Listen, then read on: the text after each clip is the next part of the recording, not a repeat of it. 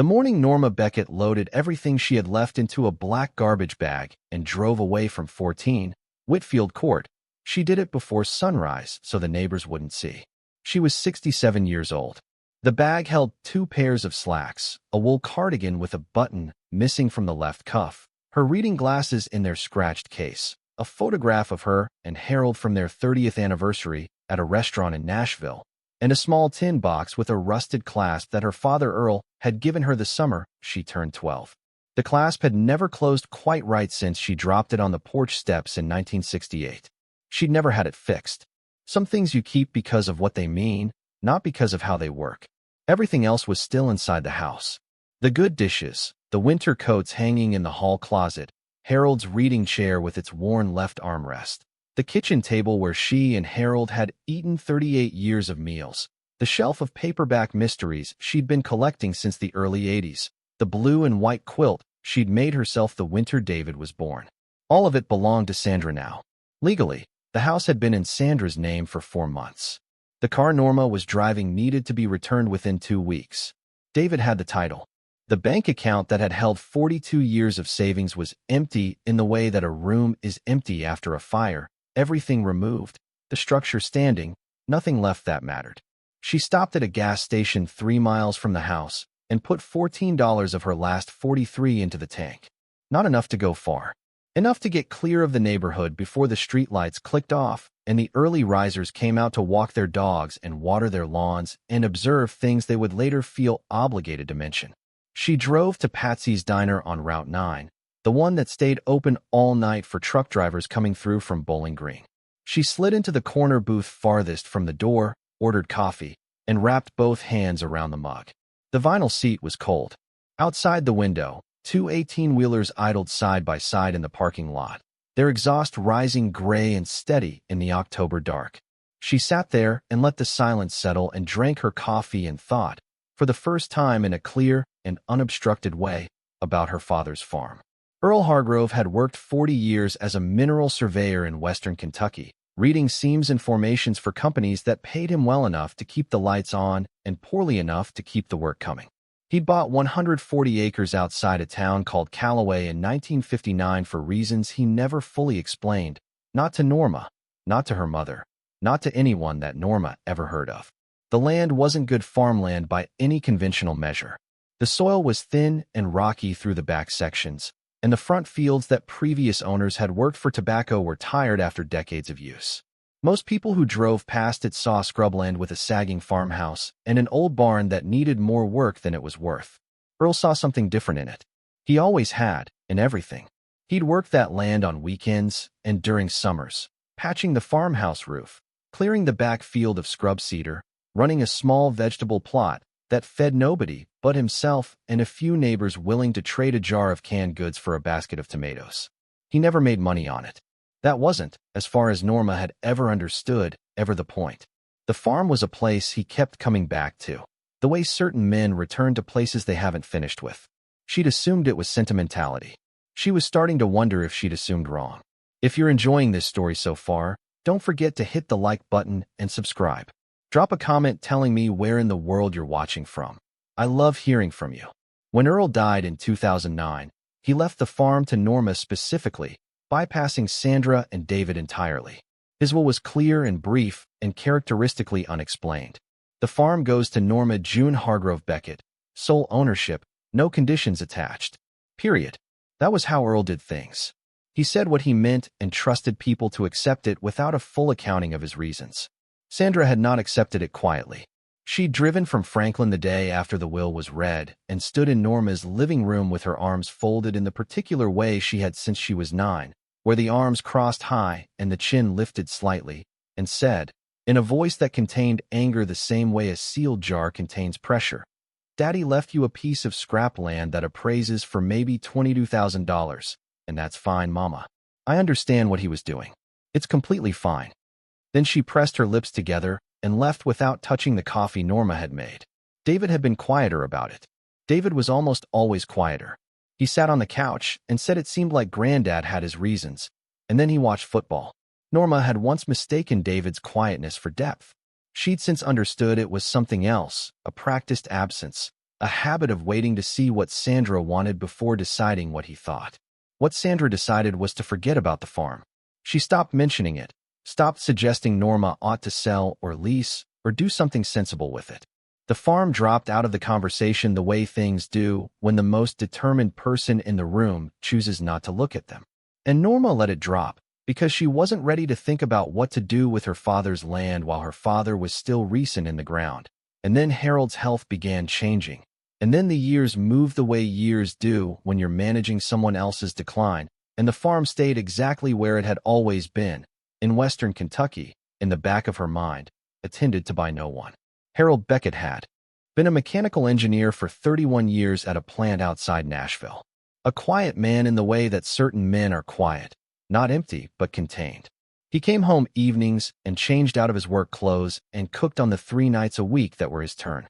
He read books about the Civil War in a particular order he'd developed over years and didn't explain.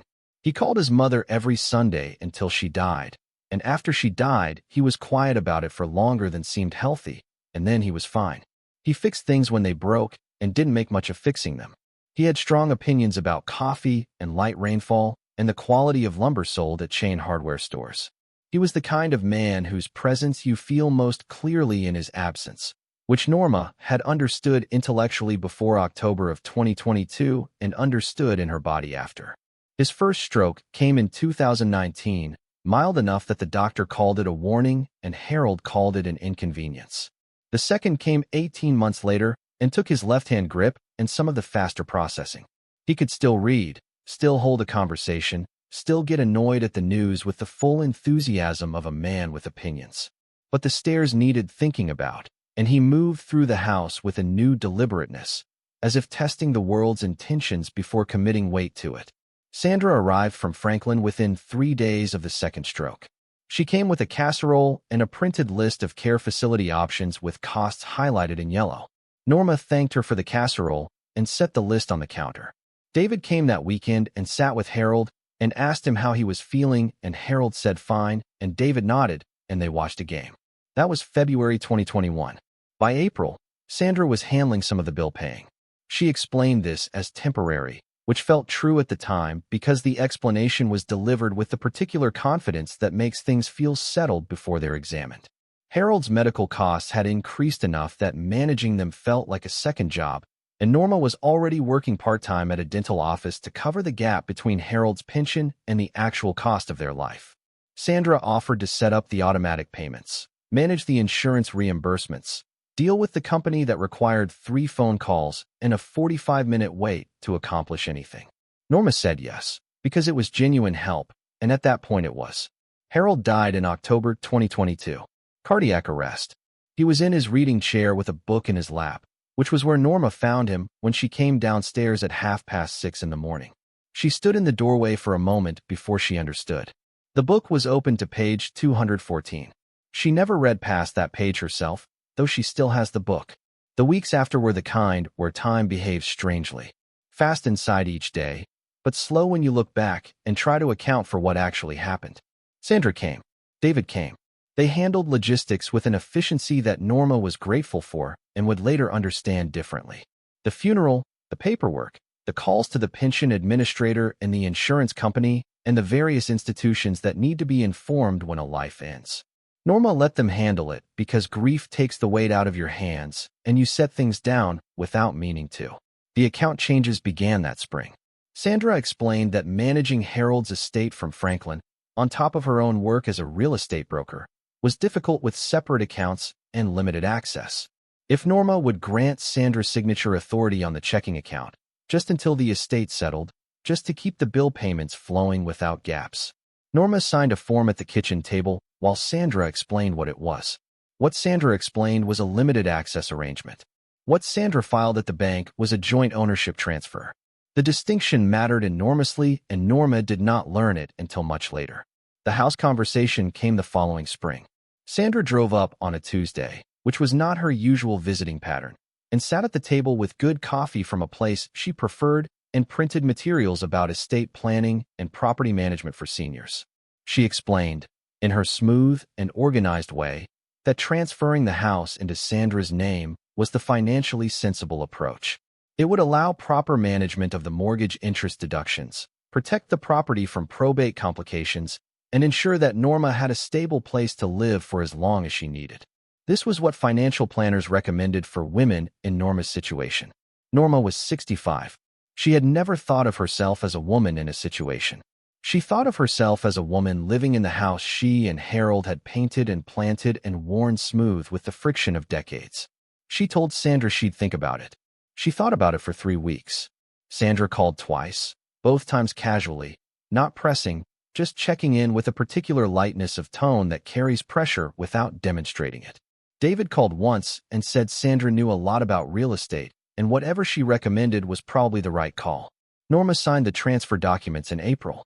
She believed she was signing paperwork that gave Sandra authority to manage the property's finances.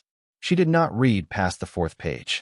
She had spent 65 years dealing with people who said what they meant, and that habit does not die until it costs you something. What she signed was a quitclaim deed. The car went in July. Sandra said the insurance costs were unsustainable on Norma's income, and David offered to put it in his name because his commercial policy could cover it cheaper. Norma would still have full use of it, same as always. She signed the title transfer at the kitchen table while David held the pen out ready. By September, the savings account Harold had kept, just over $40,000 added to across 20 years of quiet intention, had been moved to a joint account Sandra managed and then restructured into what Sandra called an investment vehicle, explaining the details twice with the patience of someone who has already decided the other person won't follow. Norma stopped following around the 3rd explanation because the language was dense, and she was managing a sinus headache and a health insurance renewal at the same time, and she trusted her daughter. She called the bank in November to transfer $500 to a friend who needed help with her heating bill. The customer service representative told her the account didn't have accessible funds in that amount. Norma asked what that meant. The representative said she'd need to speak with the account co-holder. She called Sandra. Sandra said the money had been reinvested. These things took time. She'd explain it fully at Christmas. At Christmas, Sandra said the market had been difficult. These things moved slowly.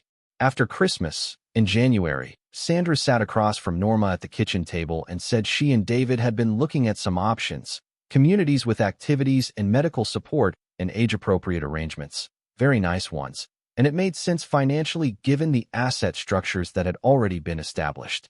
Norma sat and heard her daughter describe a future that had been prepared for her without her knowledge, and she understood, in the way you understand things that should have been clear for months, what had been done. She asked for 2 weeks to arrange things. Sandra said that was more than reasonable. Those 2 weeks, Norma spent quietly. She went to work at the dental office. She cooked herself dinner. She sat on the back porch in the January cold and looked at the bare trees and thought about things she should have noticed. The form at the bank. The quitclaim wording she'd skimmed. The investment explanation she'd stopped following. Each one alone had felt manageable. Together, they told a story she'd been inside without reading. On the 4th day, she called an attorney named Graham Puckett, whose number she got from the Bar Association's referral line. She drove to his office on a Thursday morning. He was a careful listener, the kind who takes notes without looking at them when you're talking. When she finished, he sat for a moment and then asked a few precise questions about the dates and the exact wording of what she'd been told at the time of each signing. The quitclaim deed, he said, was likely valid. Proving she'd signed under false pretenses required demonstrating that she hadn't understood its nature at the time, which was difficult without documentation of what she'd been told. The car title was the same. The account transfers had been made with authority she'd granted willingly. Untangling the money would take a forensic accountant and time and money she didn't have. He paused and looked at his notes. What about the farm? Norma said. He looked up. Your father's property in Calloway County? Yes. He pulled up the county recorder's database on his computer and typed for a moment. It's in your name, he said. Sole owner, Norma June Beckett. Recorded in 2009 when the estate settled. She felt something in her chest that wasn't quite relief, but was near it. Have your children filed any transfers on this property? No. She was certain about that. Sandra and David had never expressed interest in the farm. They'd both written it off, Sandra out loud and David by following Sandra's lead. A piece of worked-out land in Calloway County worth $22,000 on a good assessment wasn't worth their attention when there were other, more liquid assets to address. Graham turned the monitor toward her. There's a notation here worth your attention. 2004. A company called Meridian Mineral Resources filed a request with the county to negotiate access to this parcel. Norma didn't recognize the name. It means, Graham said carefully, that someone had reason to believe this property held something worth exploring. Mineral rights, most likely. The request was filed, but there's no record of a response or negotiation. Your father may have declined to engage with them. He paused. Or he may have had reasons to keep whatever was their private. This kind of notation is unusual for a property assessed the way this one is. Norma looked at the notation on the screen. The date was 2004, 5 years before Earl died. He had never once mentioned a mineral company reaching out. Never mentioned anyone asking about the land at all. She drove home in the January cold and thought about her father. Earl Hargrove had spent his working life reading land. He knew what formations suggested about depth and content and value. He had bought 140 acres that most people looked at and saw nothing, and he had kept them for 50 years, and he had left them specifically to Norma in a will that cut his grandchildren out entirely, and he had never explained himself. Maybe there was nothing to explain. Maybe he'd just loved the land the way some men love a place regardless of its use. Maybe the mineral company had asked and he'd declined on principle, not wanting to negotiate with corporations, which was entirely within his character. Or maybe he'd found something and decided what to do with it, and chosen to let his daughter be the one who discovered what that decision was. She went to the bedroom and opened the tin box Earl had given her. Inside, what had always been inside. A photograph of Earl as a young man, standing in front of the farmhouse with one hand raised against the sun. A small compass with a cracked face. 2 letters from her mother written when Norma was away at school. And at the bottom, beneath all of it, a brass key she'd never been able to place. She'd always assumed it opened something in the farmhouse. An old cabinet. A door she'd never located. She'd carried it for 55 years without looking too hard for the lock it fit, because she'd had no particular reason to look. The morning after she left the house on Whitfield Court with her garbage bag and her $29, sitting in Patsy's diner with the October dark lifting outside the windows, she took the key out of the tin box and held it in her palm, and decided to drive west. If you're hooked on this story, make sure to subscribe and turn on notifications so you never miss an upload. Your support means everything and helps me bring you more emotional stories like this one. Route 68 out of Bowling Green goes flat and straight through fields that have already turned for fall, tobacco cut and cured, corn down, everything low and brown under a sky going pale blue after sunrise. She drove with the heat on low and the radio off. The landscape was familiar without being comforting, the particular familiarity of a place you know from a particular time of life, the specific shade of memory that belongs to childhood visits, and a father's voice saying the names of things. She'd called Betty Crane from the diner, using the number she found in an old address book she'd kept in the tin box. Betty was Earl's nearest neighbor, farmed the adjacent 40 acres for longer than Norma could remember, and had known Earl since before Norma was born. Her voice on the phone was thin but alert. The farm's standing, Betty said. The house is rough, but it's standing. I keep an eye from my side of the fence when I can. Haven't seen anyone on the property in years. Norma asked if anything looked unusual about the back acres. Betty was quiet for a moment in the particular way she had, where the silence meant she was deciding how much to say. The backfield's thick with cedar now. But, she said, and stopped again. There's a thing or two I'd rather tell you in person, Norma June. You coming out? Norma told her she'd be there by afternoon. She exited the highway at an interchange with a Dollar General and a gas station and followed County Road south through a landscape that got quieter the farther she went from anything with a traffic light. She passed through Calloway itself, for streets wide and 2 blocks long, the hardware store with its hand-painted sign, a diner with a fogged front window, the small post office where her father had rented a box for 40 years. She'd driven through this town every summer for the first 18 years of her life. She had not been back in 12. The gravel lane that led from the county road to the farmhouse was worse than she remembered. The gravel had washed to the edges and the dirt track beneath had been rutted by something heavy in recent rain. Wild cedar crowded both sides, branches close enough to brush the mirrors if she drifted, the canopy overhead thinning the October light to something cool and gray even with the sun still climbing. The lane curved after a quarter mile, and the cedar gave way, and Norma stopped the car. The farmhouse sat on a low rise. White clapboard turned the color of old bone, with a porch running the full front width. The porch roof sagged in the middle, and one support column had pulled free of the foundation board and tipped outward at a 15-degree angle that had been frozen that way long enough to look almost deliberate. The front windows were intact. She hadn't expected that. She'd assumed kids would have found the place, thrown rocks, done what bored teenagers do to empty things. But the glass was there, clouded with grime, and the front door was closed. Behind the house, visible above the tree line, the barn roof rose in old red tin with a rust stain along the ridge that hadn't been there when she was last here. The rest of the structure was hidden by the overgrowth along the property's back fence, cedar and sumac and wild blackberry that had been advancing for years without anyone to push them back. She turned off the engine and got out. October air in western Kentucky has a particular weight to it. Wood smoke if there's a neighbor burning brush, dried grass, the cold underside of everything that stopped growing. She stood in the yard, which wasn't a yard anymore but a stand of tall grass and thistle bent toward the south by the prevailing wind, and she listened. A crow called from somewhere deep in the cedar. Otherwise, nothing. She walked to the porch and tested the first step. It held. The second held too, though it flexed under her weight with a softness that meant the wood was going.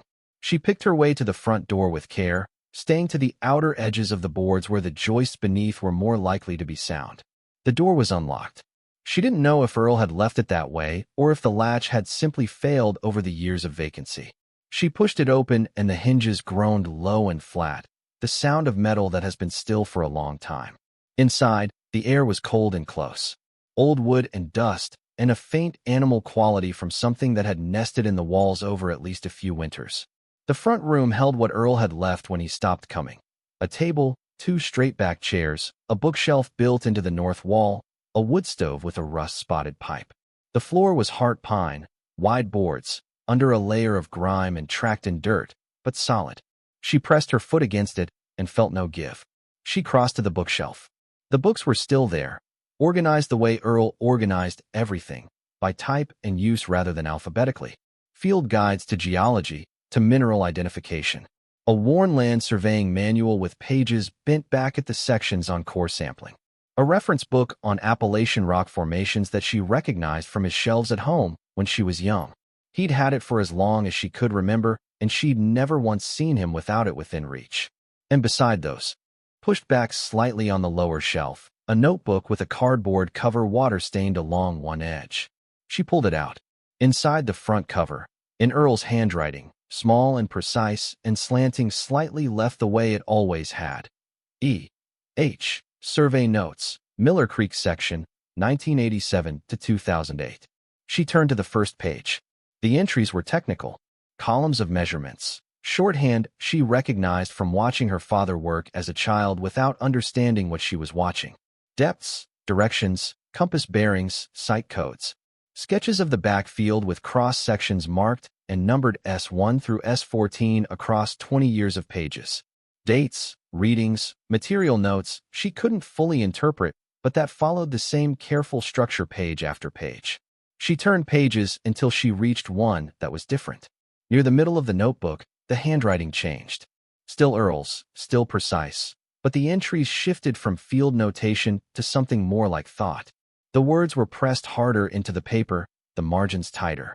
October 14, 2003, she read. Miller Creek site confirmed again today with the new spectroscopic equipment borrowed from Meridian Contact. Reading is fully consistent with the 1984 surface sample and the 2 cores from 1991. I am not mistaken about this. The deposit is real and it is significant. The question is not whether it is there. The question is who should find it and when. She read those last 2 sentences twice. She looked up from the notebook at the empty room. The cold was settling through her shoes now. Outside, the wind moved through the cedar and the crow called again, farther away this time. She put the notebook in her bag. The rest of the farmhouse was brief to walk. A kitchen with south-facing windows and an iron hand pump at the sink. A small bedroom with a rusted iron bed frame and a braided rug Norma recognized from her childhood, brown and gold. Earl's mother had made it, and he'd kept it his entire life. She stood in the bedroom doorway for a moment. A man had slept here for decades. had woken up here and eaten his breakfast and gone out to the backfield with his instruments and written careful numbers in a notebook and kept his conclusions to himself for reasons that now seemed, standing in the empty room with his notebook in her bag, far less mysterious than they had this morning. She walked back through the house and out the front door and around the side to the barn. From the farmhouse corner, she could see it clearly. Timber frame, roughly 60 feet long, double doors at the far end facing south, and a smaller side door closer to where she stood. The roof dipped slightly to the left where a rafter had shifted, and the siding boards on the south face had gone pale as driftwood from years of weather. A length of chain looped through the handles of the double doors. Padlocked. She walked to it through knee-high grass, the ground wet from recent rain, the soil soft enough to hold her footprints behind her. The padlock was brass, a standard hardware store lock, the kind sold on a display peg near the door. No rust on the shackle, no green patina on the body. The mechanism moved freely when she pressed the release. This lock was not 12 years old. It was not 5 years old. She looked around the property. No other tracks in the wet grass. No tire marks in the soft ground around the barn. Just her own footprints and the pressing wind. She thought about the key in the tin box. She'd carried it for 55 years without finding the locket fit because she'd never looked in the right place. Earl had given it to her the summer she turned 12, holding it out in his palm at the kitchen table of the farmhouse with the same lack of ceremony he applied to most things, and said, "Keep this safe, Norma June," and she had, and she'd never asked what it opened, and he'd never said. She set her bag on the ground and opened the tin box and took out the key. Brass. The same warm color as the padlock body. She held it up and looked at the lock and then at the key, and then, without letting herself think about it too carefully, she inserted it into the keyhole and turned it. The shackle released. She stood very still with the open lock in her hand. The chain hung loose against the barn doors. The afternoon was quiet, and the crow was gone, and there was nothing around her but the sound of the wind. Her father had given her this key when she was 12 years old. She was 67 now. 55 years she'd carried a key that opened a padlock on a barn door, and the person who gave it to her had never once mentioned what it was for. Maybe because he was waiting for the right time. Maybe because the right time was this one, this specific October afternoon when she had nothing else and nowhere else and nothing left to lose by looking. She unlooped the chain and pulled the right-hand door open. It moved more easily than the farmhouse door had. The hinges were oiled. She registered that before she registered anything else. Someone had oiled these hinges not long ago, because hinges in an unused barn for 12 years do not swing freely. They seize. They groan. These did neither. She pushed the door open wide. The barn was dim. What light came through the gaps in the siding fell in thin strips across the bare earth floor. She stood in the doorway and waited for her eyes to adjust. The barn was empty of everything a working barn normally holds. No equipment, no hay, no tools hanging from the rafters, no general accumulation of objects. Just the bare timber frame above her and bare earth below. Along the left wall, 3 wooden crates were stacked shoulder-high, rough pine boxes, their lids nailed down. She couldn't tell what was in them from the doorway, and she didn't go to them immediately, because what she was looking at was something else. In the center of the barn floor, slightly right of center, something she almost missed because it was flush with the earth and the dirt around its edges had been smoothed and tamped deliberately. A door, set into the ground. Heavy oak planking, 4 boards wide, with iron hinges along one side and a recessed iron handle on the other. The kind of construction you build when you intend it to outlast you, when you're thinking not about the next few years, but about decades. She walked to it and crouched and brushed the dirt from the edges with her hand. The wood was sound beneath the thin soil layer. Dry, which meant the barn floor above it had been keeping the rain off it for years. She found the iron handle and pulled. The door moved an inch and stopped. She repositioned herself, braced her knee against the barn floor, and pulled with her full weight. The door opened with a long, resistant drag that was partly the suction of a sealed space and partly its own considerable weight, and as it came up it brought a smell with it that stopped her completely. Not damp, not the cold organic smell of a root cellar, not rot or age or earth, something mineral and dry, clean in a way that underground spaces rarely are. And beneath that, faint enough that she thought she might be imagining it, a metallic quality like the air in the moments before a lightning storm. She knelt at the edge and looked down. A ladder, wooden, its rungs set into a shaft that dropped 8 or 10 feet into darkness. At the bottom, shapes she couldn't make out. No light below, nothing visible except the first few rungs of the ladder catching the thin light from the barn above. She sat back on her heels and looked up at the timber frame above her. She looked behind her at the open barn doors and the empty property beyond. The sun was lower now, and the light coming through the gaps in the siding had shifted from strips to angles. 55 years she'd carried a key without knowing its lock. She'd come to this farm with $29 and a garbage bag and nowhere else to go. And she'd found her father's survey notebook in a sealed underground space and a padlock that a brass key fit perfectly. And none of it was coincidence, because Earl Hargrove had not been a man who did things by accident. He had found something on this land. He had written it down in careful numbers across 20 years of field notes. He had been approached by a mineral company and had declined to respond, which in 2004 would have been a deliberate decision with full knowledge of what he was declining. He had sealed whatever was beneath this floor with a door built to last decades and a padlock maintained with fresh oil. And he had given the key to Norma when she was 12, not to Sandra, not to David, not to the world, to Norma. She needed a flashlight. She needed to go next door and talk to Betty Crane. And she needed, sitting here at the edge of her father's sealed secret with the mineral smell coming up from below and the October light going orange through the barn gaps, to understand that the people who had stripped her of everything, the house, the car, the savings, the 38 years of accumulated life, had done a complete and thorough job. They had taken everything. Except this. They had taken everything except the one thing Earl Hargrove had made sure they could never value, because they had never understood what value looked like when it didn't come with a clear number attached to it. A farm assessed at $22,000.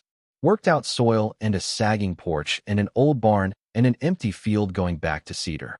That was all Sandra and David had ever seen when they looked at this land. And so that was all they had left behind. Norma looked down into the darkness below the barn floor and felt, for the first time and longer than she could precisely name, something that was not grief or fear or exhaustion. She felt what her father must have felt the first time he took a reading from this soil and understood what the numbers were telling him. She felt the specific weight of knowing something that no one else knows yet. She closed her hand around the brass key and looked down into the dark and waited for the last of the afternoon to gather enough courage for both of them. Betty Crane's farmhouse sat a quarter-mile east of the property line, reached by a narrow track between two fence lines that Norma had walked as a child, following her father on weekend mornings when he stopped by Betty's kitchen for coffee and the slow, sideways conversation that develops between people who share a boundary for 40 years. Those conversations had been full of references to seasons and soil conditions and the old equipment no one manufactured parts for anymore. As a girl, Norma had stood at the edge of them and thought she was watching two people talk about nothing. She understood now she'd been watching people who didn't need to explain themselves to each other. She found Betty on the back porch shelling dried beans into a metal bowl, her hands moving without any hurry. Betty was shorter than Norma remembered. Her shoulders settled into the forward curve that decades of field work puts into people, but her eyes behind wire-rimmed glasses were sharp and present and registered Norma from 20 feet away without apparent surprise. Betty set the bowl on the porch rail and stood. She looked at Norma the way people look at someone they knew in an earlier version of their life, measuring the gap between memory and present without being unkind about it. "You look like him," Betty said. "More than you used to. Come inside." The kitchen was warm. Coffee on the stove, dried rosemary hanging from the ceiling beam. A tabletop of pale pine worn smooth at the center from years of use. Betty poured 2 cups without asking and put shortbread on a plate and sat across from Norma with her hands flat on the table. Norma told her what had happened in Bowling Green. Not all of it. The shape of it. Harold dying. Sandra and David and the papers signed at the kitchen table. The morning she'd left with a bag. The attorney and the meridian notation in the county file. The key fitting the padlock on the barn door. The door in the floor. Betty listened without moving. When Norma finished, Betty looked at her coffee cup for a long moment. Then she said, "I wondered when you'd come. If you're enjoying this story so far, don't forget to hit the like button and subscribe. Drop a comment telling me where in the world you're watching from. I love hearing from you." Betty stood and went to the stove, and poured herself a fresh cup she didn't seem to need, and stood at the counter a moment before coming back to the table. She sat with both hands around the mug and looked at Norma with the expression of someone deciding how to place a large and unwieldy thing. "Your father came here one evening about a year before he died," Betty said, which was unusual. Earl was a morning person. He came by in the mornings when he was going to come at all. That evening he sat right where you're sitting now and drank a cup of coffee and said, "I think I've finally figured out what to do about the back acres." She paused. I asked him what he meant, and he said something that didn't quite answer the question. He said, "The problem with finding something valuable is that the value changes depending on who holds it." He said he'd been working on that problem for about 20 years, and he thought he'd solved it. I asked him how. He said, "I'm going to let Norma find it." Then he finished his coffee and went home. Norma looked at her hands on the table. Betty continued, "He put that padlock on the barn door about 6 months before he passed. I noticed it walking the fence one morning. The doors had always been closed with a simple hook latch before that. The padlock was new and serious looking, and I thought about asking him but didn't, because with Earl you waited until he told you things rather than pressing. I assumed he'd tell me eventually. He didn't. After he died, I tried the barn door out of concern for the structure, found it locked, and left it alone. Whatever was inside was his business, and he'd arranged things the way he wanted." She paused. "I found out he'd left the farm to you specifically. Sandra drove out here about 3 weeks after the funeral and stood in my driveway and asked me some questions about what I knew about the property. I told her I didn't know anything particular. She drove away looking like she'd bitten into something sour." "Did she ask about the barn?" "She asked in general. What condition things were in. Whether the land had value she might not be aware of. I said the farmhouse needed work and the fields had gone to cedar, and as far as I knew Earl had never made money off the land itself. Sandra had heard exactly what she'd expected to hear, and she'd driven away satisfied, and that was exactly what Earl had understood would happen. The farm assessed at $22,000. Thin soil and a sagging porch and an old barn in a county nobody was paying attention to. Too much trouble to contest, not enough value to pursue. Better to let Norma have it and focus on the assets that were actually accessible. That calculation had made complete sense to Sandra. It had also been the calculation Earl Hargrove spent 2 decades ensuring she would make. "There's something else," Betty said. She stood and went to a drawer beside the sink and came back with an envelope, plain cream paper, addressed in Earl's handwriting to Betty's address. She set it on the table between them. "He gave me this 2 weeks before he died. He said, 'Give this to Norma when she comes.' I said, 'What if she doesn't come?' He said, 'She'll come.' I said, 'How do you know?' He said, 'Because I know my daughter.'" Norma looked at the envelope. Her name was not on it, just Betty's address and the words in Earl's hand across the front, "To be given to Norma when she arrives at the farm." Not if she arrives. When? He was sure, Betty said. Norma picked up the envelope and put it in her bag. She wasn't ready for it yet. She had a sense from the survey notebook, from the order of things Earl had left, that the letter was meant to come after the cellar. He had built a sequence and she was going to follow it. "Do you have a flashlight?" Norma asked. Betty didn't ask why. She went to the mudroom and came back with a heavy-duty torch and a spare set of batteries and a pair of work gloves. "I'll come with you," she said. Norma almost said no. The refusal formed before the thought, the habit of years. She stopped it. "Yes," she said. "Please come." They walked back along the track in the late afternoon, Norma in front and Betty a half step behind with the torch swinging in her hand. The sky had gone pale gold, and the cedar along the lane cast long shadows across the path. Neither of them spoke. There wasn't anything that needed saying yet.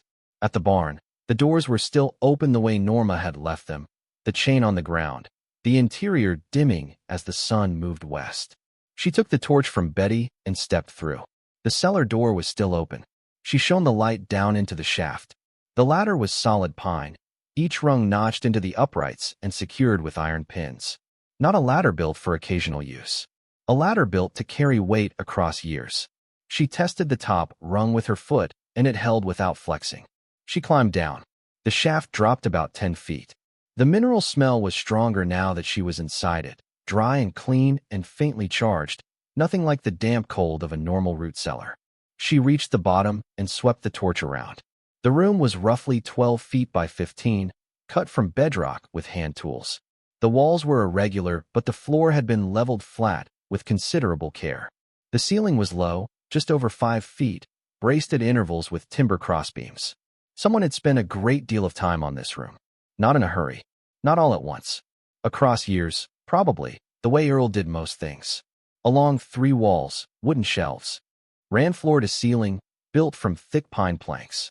Each shelf held specimen boxes, flat wooden cases about the size of a cigar box with lids that lifted free.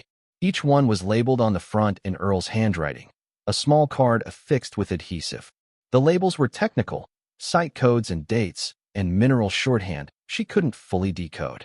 S3, 1991 core. S7, surface collection, 1988. S11, Miller Creek subsurface, 2001. She lifted the lid of the nearest box. Inside, on a bed of cotton batting, sat 6 pieces of stone roughly the size of her fist.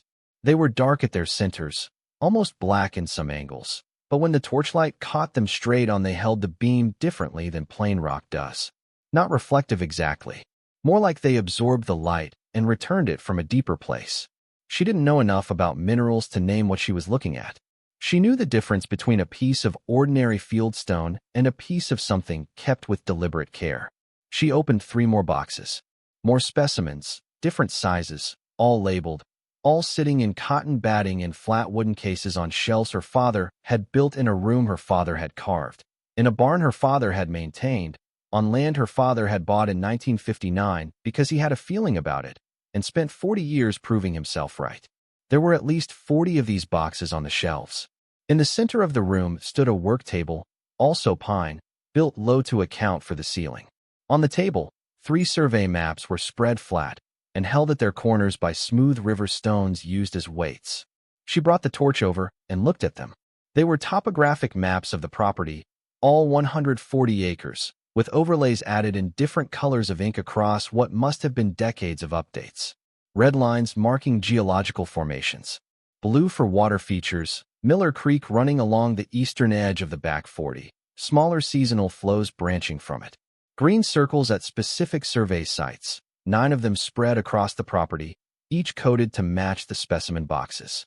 And in the back 40, centered on the low boggy depression she remembered from childhood that Earl had always told her to stay away from, a cluster of green circles so dense they overlapped, with a notation in the margin in his small, careful hand, primary deposit zone, confirmed 1991, reconfirmed 2003 and 2006. Along the far wall, 3 metal filing boxes sat on the lowest shelf. Heavier gauge steel than the specimen cases, with brass padlocks smaller than the barn door lock. She went back up the ladder. Betty was sitting on one of the pine crates along the left wall with her hands in her pockets and the patience of someone accustomed to waiting for things that take as long as they take. She didn't ask what Norma had found. She waited. The letter from Betty's envelope, Norma said. He sent keys with it? Betty reached into her coat pocket and produced a small paper envelope, the kind that comes with a piece of jewelry. Inside, on a ring, 3 small brass keys. He gave those to me with the letter, Betty said. Said to make sure you got them. Norma took them back down the ladder. She tried the first key in the first filing box. It opened. Inside, organized in hanging files, was 40 years of field documentation. Survey logs beginning in 1984, written in the same precise hand as the notebook she'd found in the farmhouse, but more detailed here, more complete. Core sample analyses on forms from a geological testing laboratory in Louisville. Water table readings from Miller Creek, taken at 6-month intervals across 2 decades. 3 independent laboratory reports from different periods, each analyzing specimen samples against a comprehensive mineral database, each one building on the last. She pulled out the most recent report. The header read, Mineral Composition Analysis, Hargrove Property Specimens, Calloway County, Kentucky. Commissioned by Earl C. Hargrove. Submitted by Dr. Lorraine Vasquez, Department of Earth and Environmental Sciences, University of Kentucky. Dated March 2006. She found the summary paragraph on the first page and read it twice.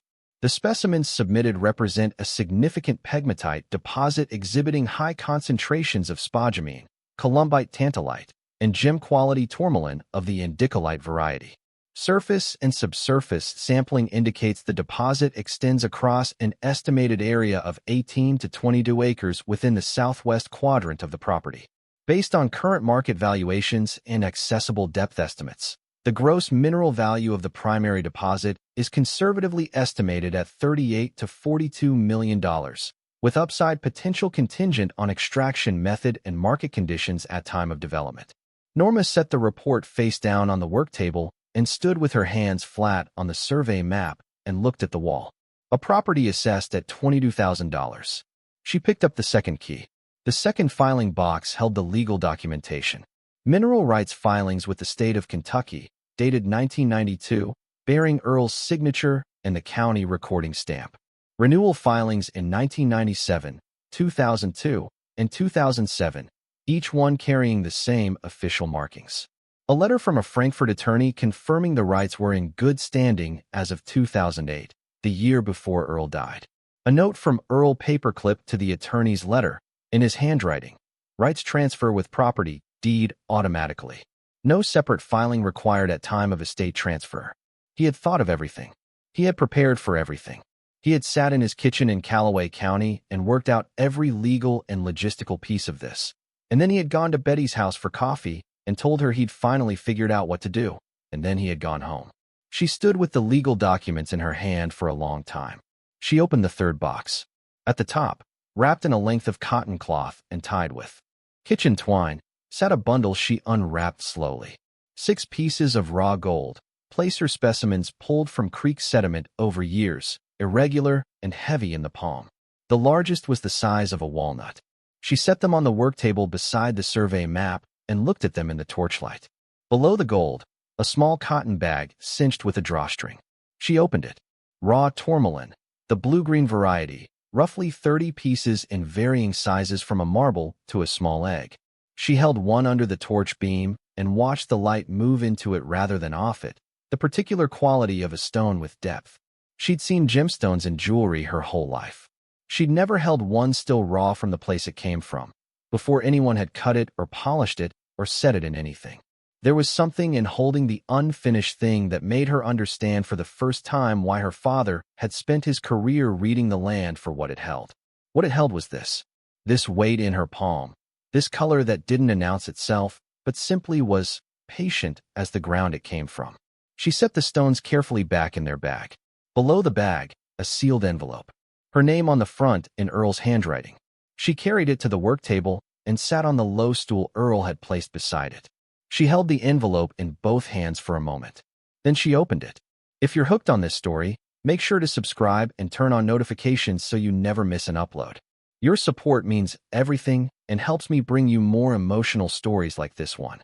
3 pages, both sides of each sheet, in the same small, precise hand as the survey notes. But the quality was different here. The way a person's handwriting is different when they're writing to someone they love rather than recording measurements.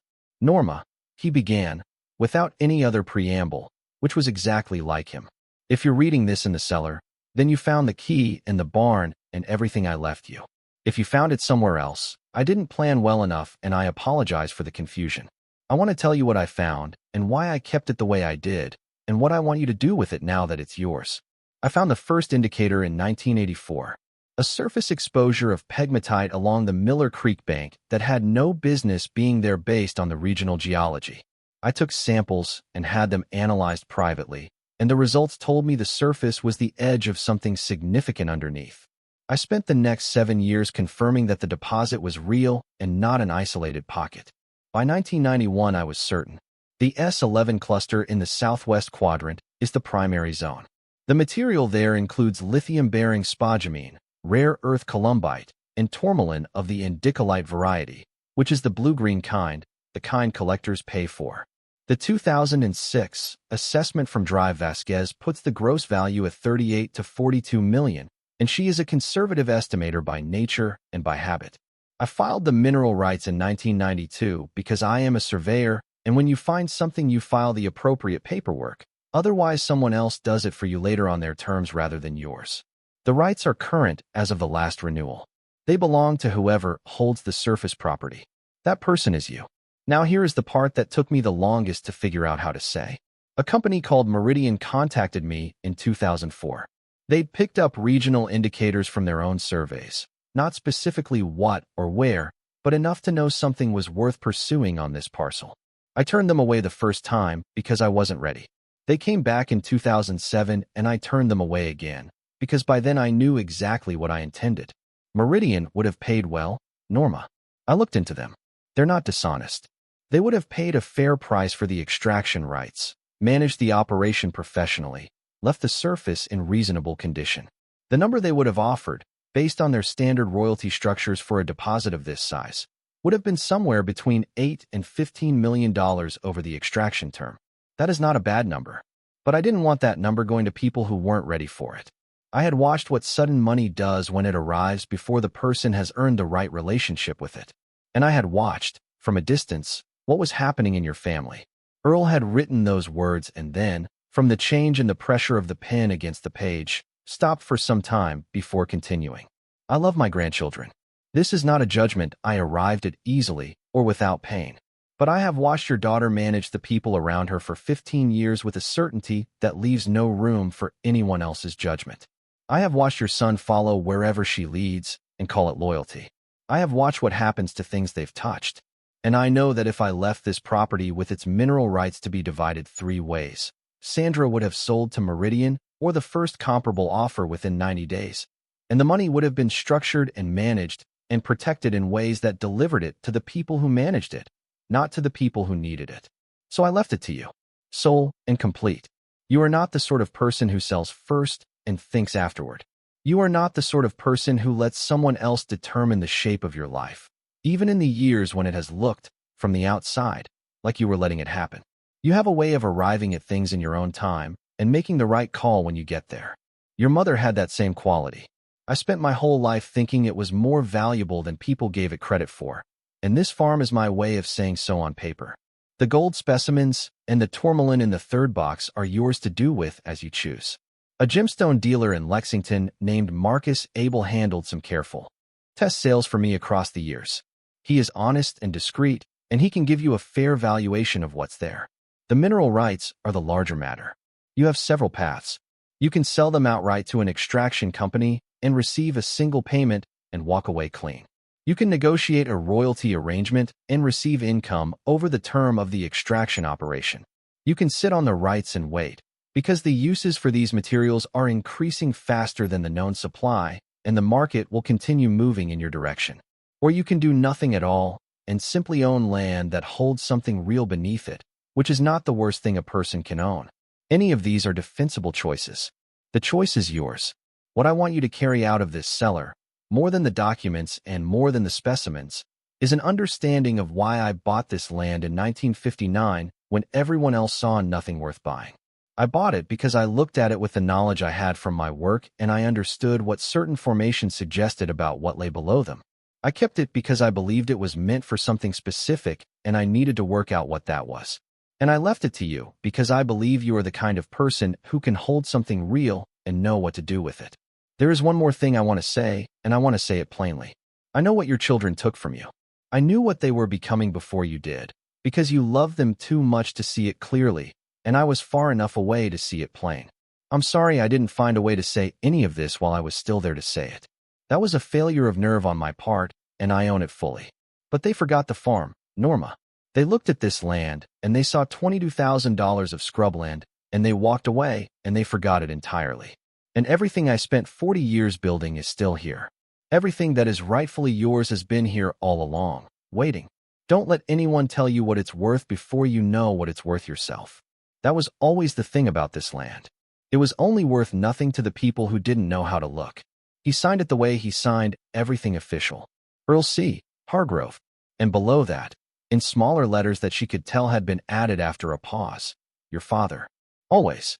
Norma sat on the low stool for a long time with the letter in her hands and the torchlight casting everything in yellow and the mineral smell of 40 years of her father's work surrounding her.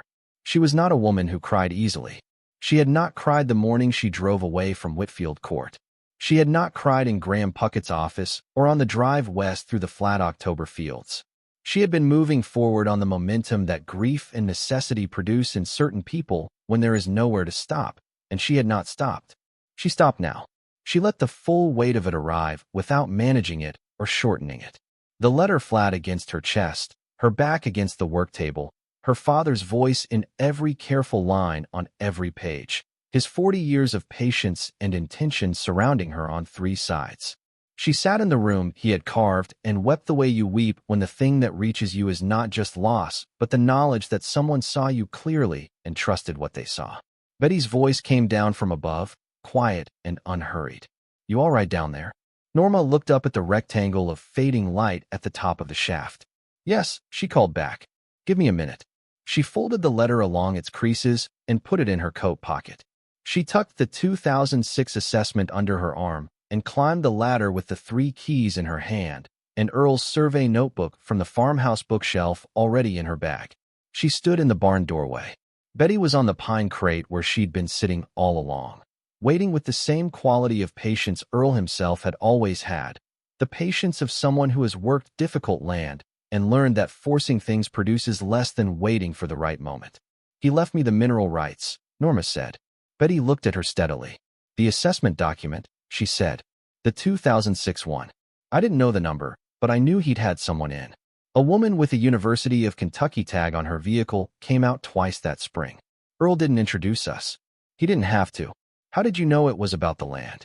Betty stood and shrugged, just slightly. "He was a surveyor his whole career, Norma June. When a man spends his professional life reading the ground and then starts making long walks across his own back 40 with instruments in his 60s, I don't assume he's taking up a new hobby." They walked back to Betty's house in the dark, their breath making small clouds in the torch beam. Inside, Betty reheated a pot of soup on the stove and set 2 bowls on the table without making anything of it. They ate without discussing the cellar. The facts were too large for the dinner table that evening, and both of them seemed to understand that. Norma called Graham Puckett the next morning from Betty's kitchen telephone. He answered on the 3rd ring. She told him about the filing boxes and the mineral rights documentation and the University of Kentucky assessment and the letter. She read him the key passage from Dr. Vasquez's summary. She told him the rights had been renewed through 2007 and that Earl's own handwritten note, paperclipped to the Frankfurt attorney's letter, confirmed they transferred automatically with the surface deed. Graham was quiet for several seconds. "The rights are current?" he asked. "That's what the documentation shows." He was quiet again, this time for longer. "Norma, the assessed value on this property was $22,000. I know. The 38 to 42 million figure.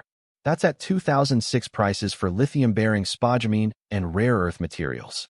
Yes, there's been significant market movement in those materials since 2006. Graham's voice had taken on the careful quality it had when he was managing the distance between what he knew and what he could responsibly say. "I want to talk to a geologist I know before I go further. And I want to bring in a colleague who specializes in mineral rights law. Her name is Patricia Osei. She works with extraction companies and with landowners, both sides, which means she knows what the negotiation actually looks like from where you'll be standing." He paused. "Can you stay there for a few days?" Betty had offered the spare room the night before, setting fresh towels on the foot of the bed and not making anything of it. Norma told Graham she could stay as long as she needed. He drove down on Friday, arriving early afternoon in a blue Subaru with a legal pad on the passenger seat and a careful, deliberate manner about him. He stood at the barn door for a moment before entering, reading the structure the way certain people read things, looking at what was actually there. He went down the cellar ladder without hesitation, blazer and all, and stayed below for over an hour. When he came back up, his face was composed in the professional way, but something behind it had shifted. "The filings are in good order," he said. "The 1992 original is solid and the renewals are properly recorded without any breaks in the chain. The 2009 estate transfer carried the mineral rights automatically, as your father's note correctly states. The rights belong to you, cleanly, with no competing claims on record that I can find." He crouched beside the survey maps she'd brought up and laid on the barn floor. He studied the cluster of green circles in the southwest quadrant for a while. "Patricia can be here Monday," he said. "Before she comes, I'd like to know if Dr. Vasquez is still at UK." "I don't know. I'll find out," he said. Having the original assessor speak to current value would carry real weight in any negotiation. Norma looked at him. "Are you saying the number is bigger than 42 million? Graham stood and turned to face her directly. "I'm saying that in 2006, Lithium-bearing materials were priced against a market that bore very little resemblance to what exists now. The electric vehicle industry, battery manufacturing, global supply constraints in rare earth materials. The price per ton for certain categories of what's in that deposit has increased in a way that no one in 2006 was positioned to anticipate. He paused, choosing his words with care.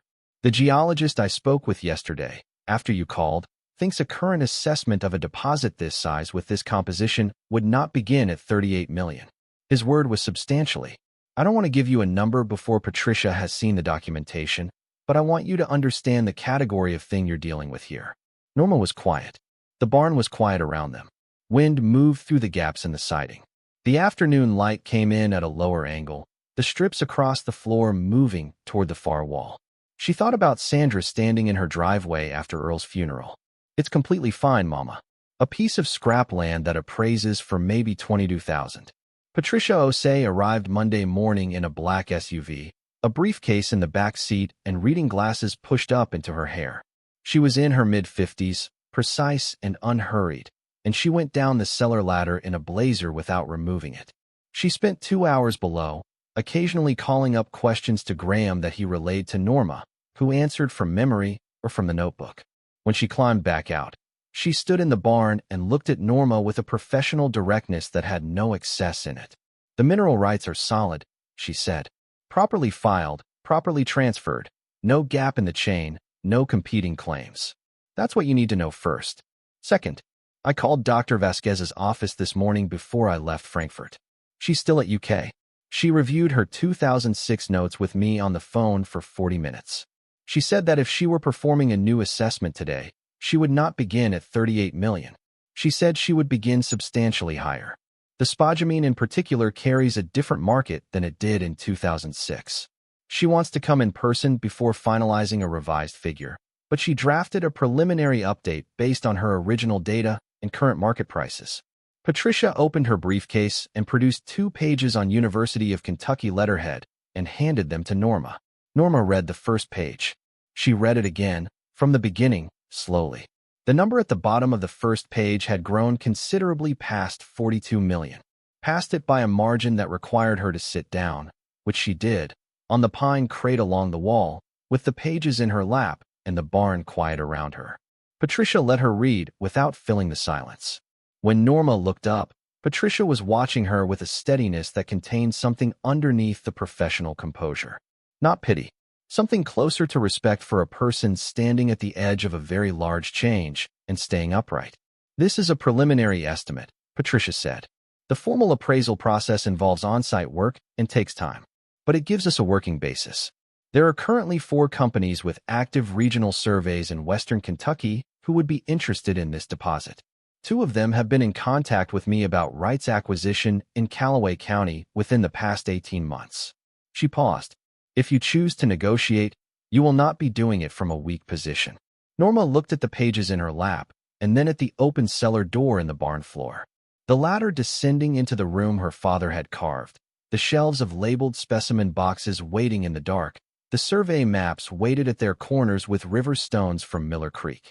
She thought about the morning she'd left Whitfield Court with $29 and a garbage bag in no particular place to go.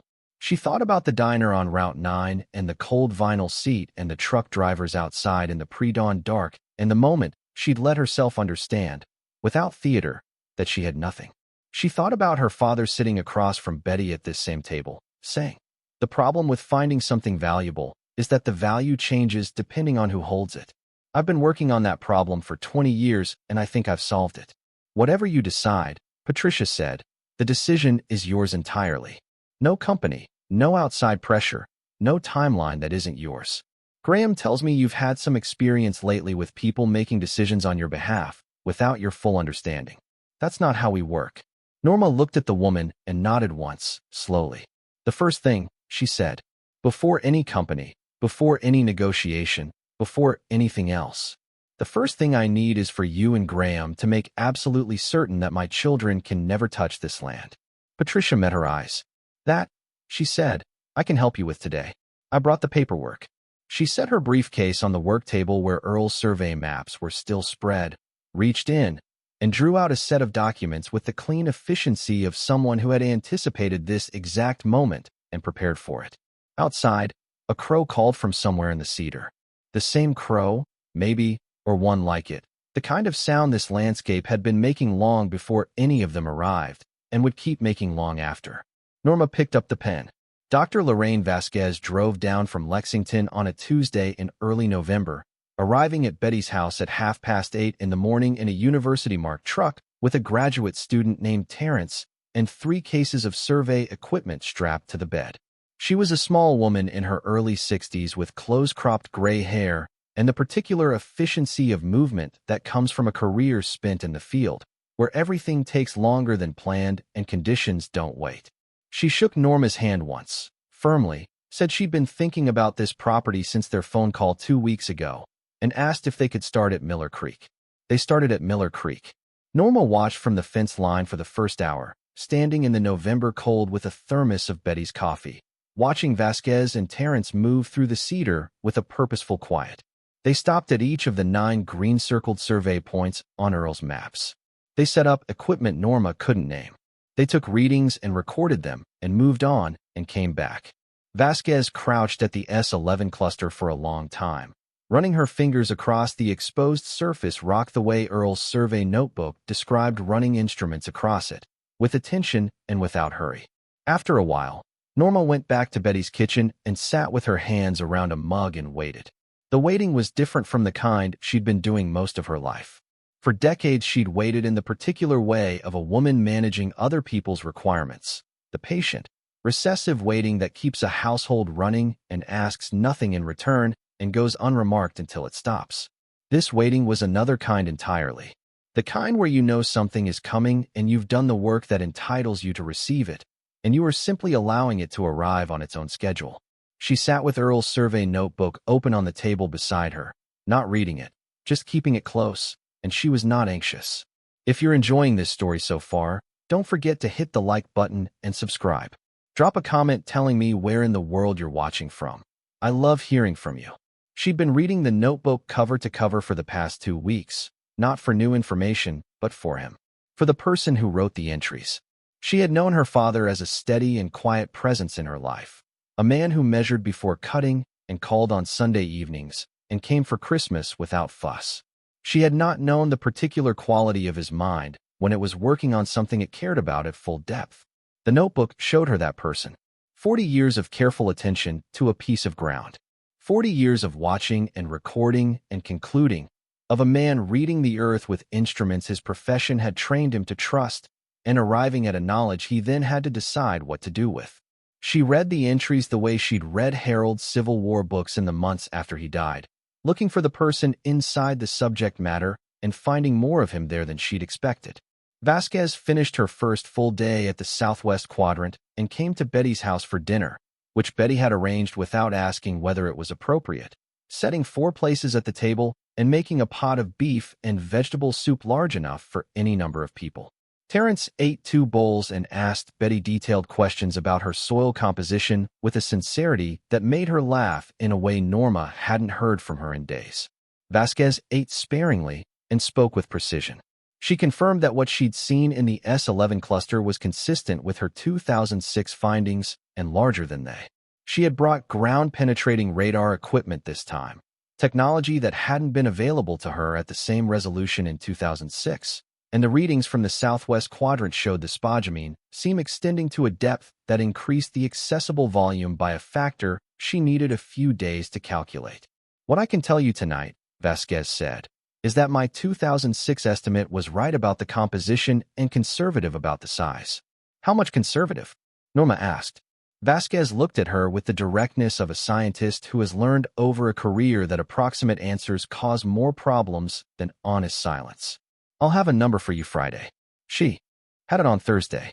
She came to Betty's kitchen at 8 in the morning with her laptop and her printed calculations, sat at the table where the 4 chairs had by now worn their comfortable associations, and opened the assessment folder and turned it toward Norma.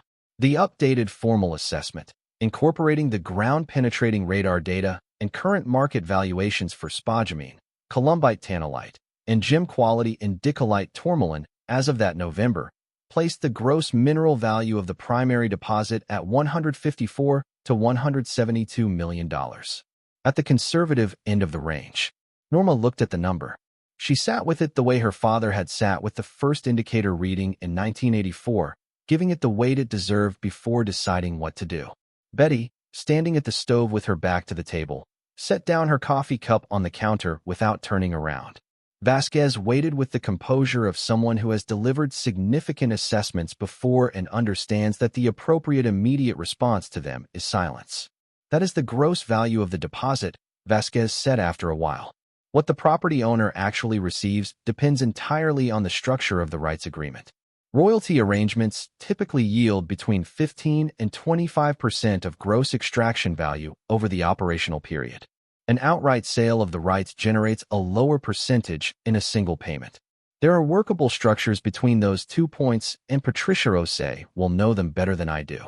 Norma thought about Earl's letter. You can sell them outright. You can negotiate a royalty. You can sit on them and wait. Or you can do nothing at all.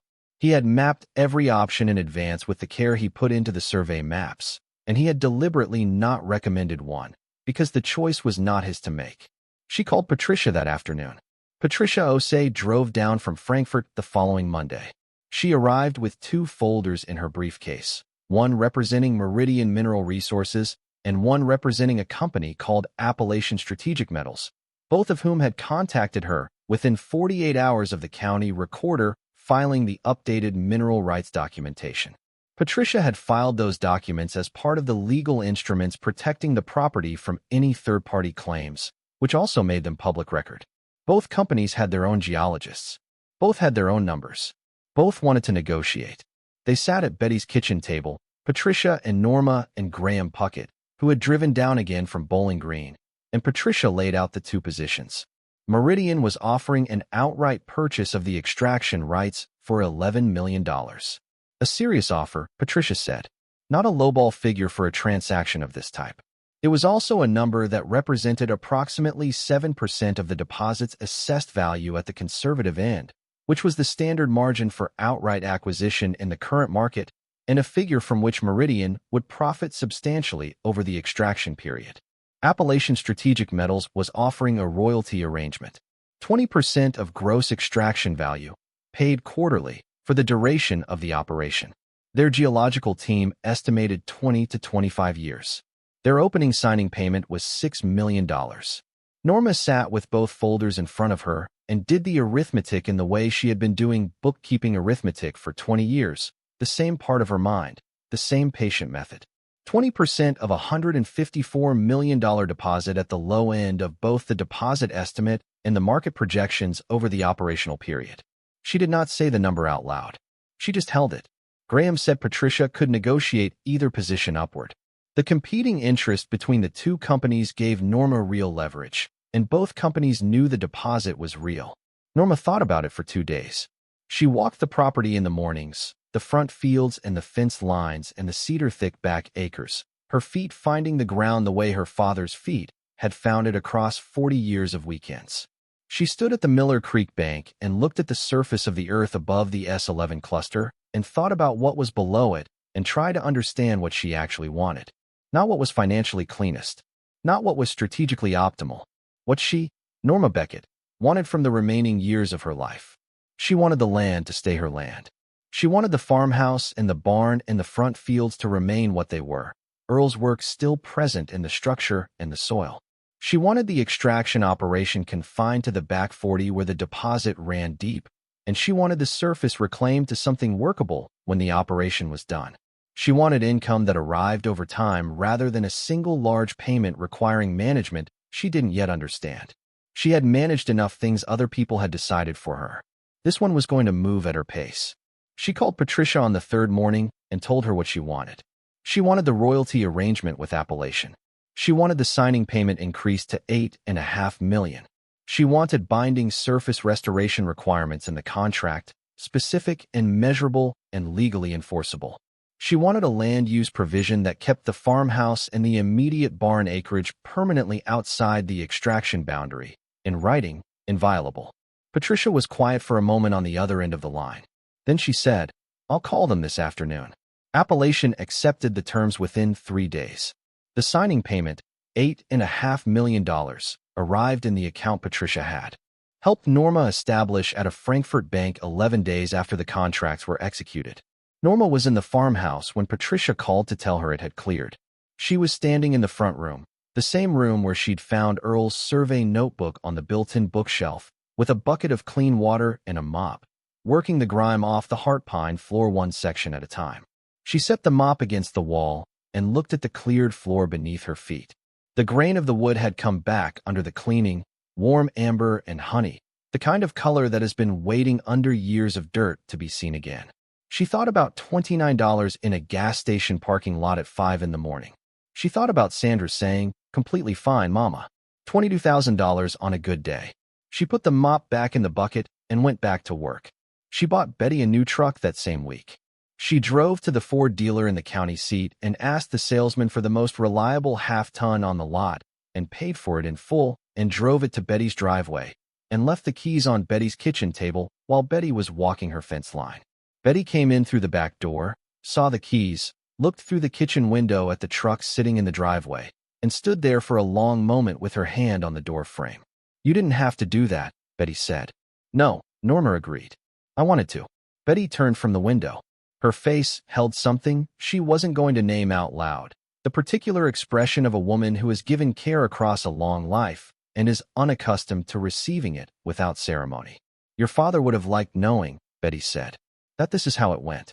If you're hooked on this story, make sure to subscribe and turn on notifications so you never miss an upload. Your support means everything and helps me bring you more emotional stories like this one. The county recorder filing that Patricia had submitted as part of the legal protections became public record the moment it was stamped, which Patricia had told Norma clearly and without apology. Anything filed with the county is visible to anyone who looks. Norma had understood this and accepted it because there was nothing in the filing she needed to hide, and because the legal instruments Patricia had put in place were precisely designed to make any third-party claim on the property visible and immediately dismissible. Sandra looked at the filing on a Thursday morning, 3 weeks after the appellation contract was signed. Norma was in the farmhouse kitchen, cleaning the iron hand pump at the sink, when her cell phone rang with Sandra's number. She looked at the screen for a moment. She had expected this call. She had thought about what she wanted to say in it, not to wound, but to be clear, which is a different thing. She answered. "Mama," Sandra said, and the word carried something Norma hadn't heard from her daughter in a long time. Something unmanaged. "What is going on in Calloway County? I've been getting calls from a mineral company. I looked up the county filings and I see your name and I see these numbers and I need to understand what's happening." "Daddy found something on the land," Norma said. "A mineral deposit. He identified it in 1984 and filed the mineral rights in 1992 and left everything to me with the property." A pause. "Why didn't you tell us?" "I found out in October. The same week I left Whitfield court with a garbage bag." Sandra was quiet. "Mama," Sandra said, and her voice had shifted again into the register Norma recognized as Sandra's negotiating mode, the one she used on buyers and sellers alike. "This is a significant asset. It affects the whole family. David and I should have been part of this conversation from the beginning. We're your children. You're adults," Norma said, "who transferred my house and my car and 42 years of savings into your own names while telling me you were managing my estate for my benefit. That's not fair. We were trying to help after Harold died. Things got complicated and mistakes were made, and I understand that. But what happened to your house was not what I intended. You put a quitclaim deed in front of me at my kitchen table and told me I was signing tax documentation," Norma said. "That is what happened." Sandra was silent for longer this time.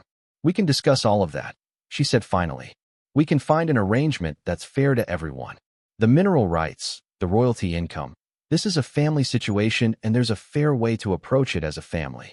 Norma set the rag she'd been holding down on the kitchen counter and looked out the south-facing window at the barn and the cedar line beyond it.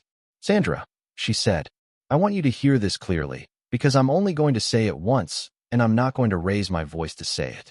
Your grandmother, my mother, spent the last years of her life believing she was a burden. She had been told that often enough and in enough different ways that she accepted it as fact. I watched that happen and I thought, for a long time, that the lesson was to not need things from people. To be self-sufficient enough that no one could decide you were more trouble than you were worth. I understand now that's the wrong lesson. The right lesson is to know what belongs to you and to hold on to it. This farm belongs to me.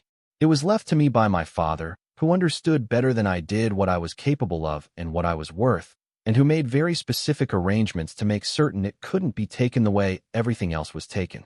The mineral rights belong to me. The signed agreement belongs to me. The legal protections my attorneys have put in place mean that there is no arrangement to negotiate, no family conversation to be had, and no path for you or David to any portion of this. Another silence, longer than the others. I spoke to a lawyer, Sandra said. Her voice had gone flat and careful. I know. Your lawyer will tell you that the farm was my separate property, inherited before Harold's death, never part of our marital assets, and never included in any of the transfers you arranged. The mineral rights have been in my name alone since 2009. If your attorney has further questions, she can call Patricia Osei. Then she said the thing she had not planned, but that arrived, fully formed, from somewhere she had not known was ready. I loved you when you were young, Sandra. And I love you now in the complicated way that remains when trust has been broken past the point of easy repair. But love does not mean I owe you a share of what my father spent 40 years protecting for me. And it does not mean I have to carry your guilt about what you did. That belongs to you. She ended the call. She stood at the kitchen window for a long moment. The November light was thin and pale across the back field, the cedar moving slightly in the wind, the barn roof catching the last of the morning sun. She felt no particular triumph. She had expected to feel something larger in this moment, and what she felt was simply clear, the specific clarity of a person who has said the true thing without embellishment and has nothing left to add. David called 3 days later.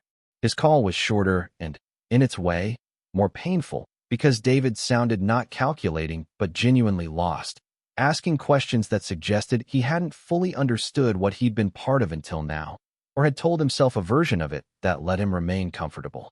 He said he was sorry. He said it more than once, in more than one way, and Norma believed that he meant it. As much as a person means something they've arrived at only after it stopped benefiting them not to mean it. She told him what she'd told Sandra about the legal situation. She told him the farm was not a negotiation. And then she said, your father built things with his hands his whole life, David, and you sold his workbench for $60 at a yard sale. I can forgive a lot of things. I'm going to need more time with that one. She hung up. Sandra's attorney sent a formal letter 2 weeks later, advancing the argument that the mineral rights discovery constituted a material asset that should have been disclosed during Harold's estate settlement, and that Norma's failure to disclose it had affected the asset division at that time. It was a creative argument and not an entirely stupid one. Patricia read it, wrote a single paragraph in response, and sent it the same afternoon. The farm was Earl Hargrove's separate property, left entirely to Norma Beckett at his death in 2009. It was never part of the marital estate, and no duty of disclosure applied to it. Norma had been unaware of the mineral deposit at the time of Harold's death.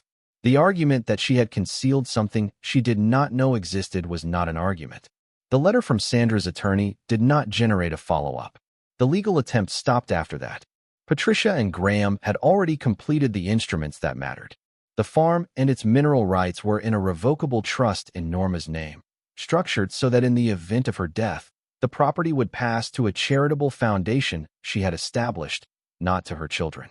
The trust also included a provision that any legal challenge to its terms by a family member would trigger an automatic review of the original asset transfers from 2022 and 2023, a review that would involve the documentation of the quitclaim deed, the account transfers, and the car title. Sandra's attorney received a copy of the trust provisions as a matter of standard correspondence. The challenges stopped completely after that. Norma spent the winter in Calloway County. She had no reason to go back to Bowling Green, and she found, as the weeks passed, that she felt no pull toward it. The life she'd built there, the house and the neighborhood and the dental office and the Sunday routines, all of it had been dismantled, and grief for a dismantled life was different from grief for a death. A death remained what it was. A dismantled life had to be rebuilt, which was painful but also, in ways she hadn't anticipated, clarifying. She renovated the farmhouse through the winter, hiring a contractor from the county seat named Wesley Dunn, who had known Earl and knew the bones of what he was working with. Wesley replaced the porch roof and straightened the support column and replaced the worst of the porch boards and fixed the kitchen hand pump and patched the plaster walls and refinished the heart pine floors in all 4 rooms. And then he stood back and looked at what the house actually was, now that it could be seen properly, and said, "Your daddy built on a solid foundation. This place will outlast both of us." The farmhouse was small. 2 bedrooms, the front room, the kitchen, a bathroom Wesley retrofitted with proper plumbing. Norma moved into it in February, bringing her things from Betty's spare room, which amounted to the garbage bag she'd arrived with plus several bags more that Betty had accumulated for her over the months without remarking on it. A winter coat, kitchen things, a set of sheets, a lamp.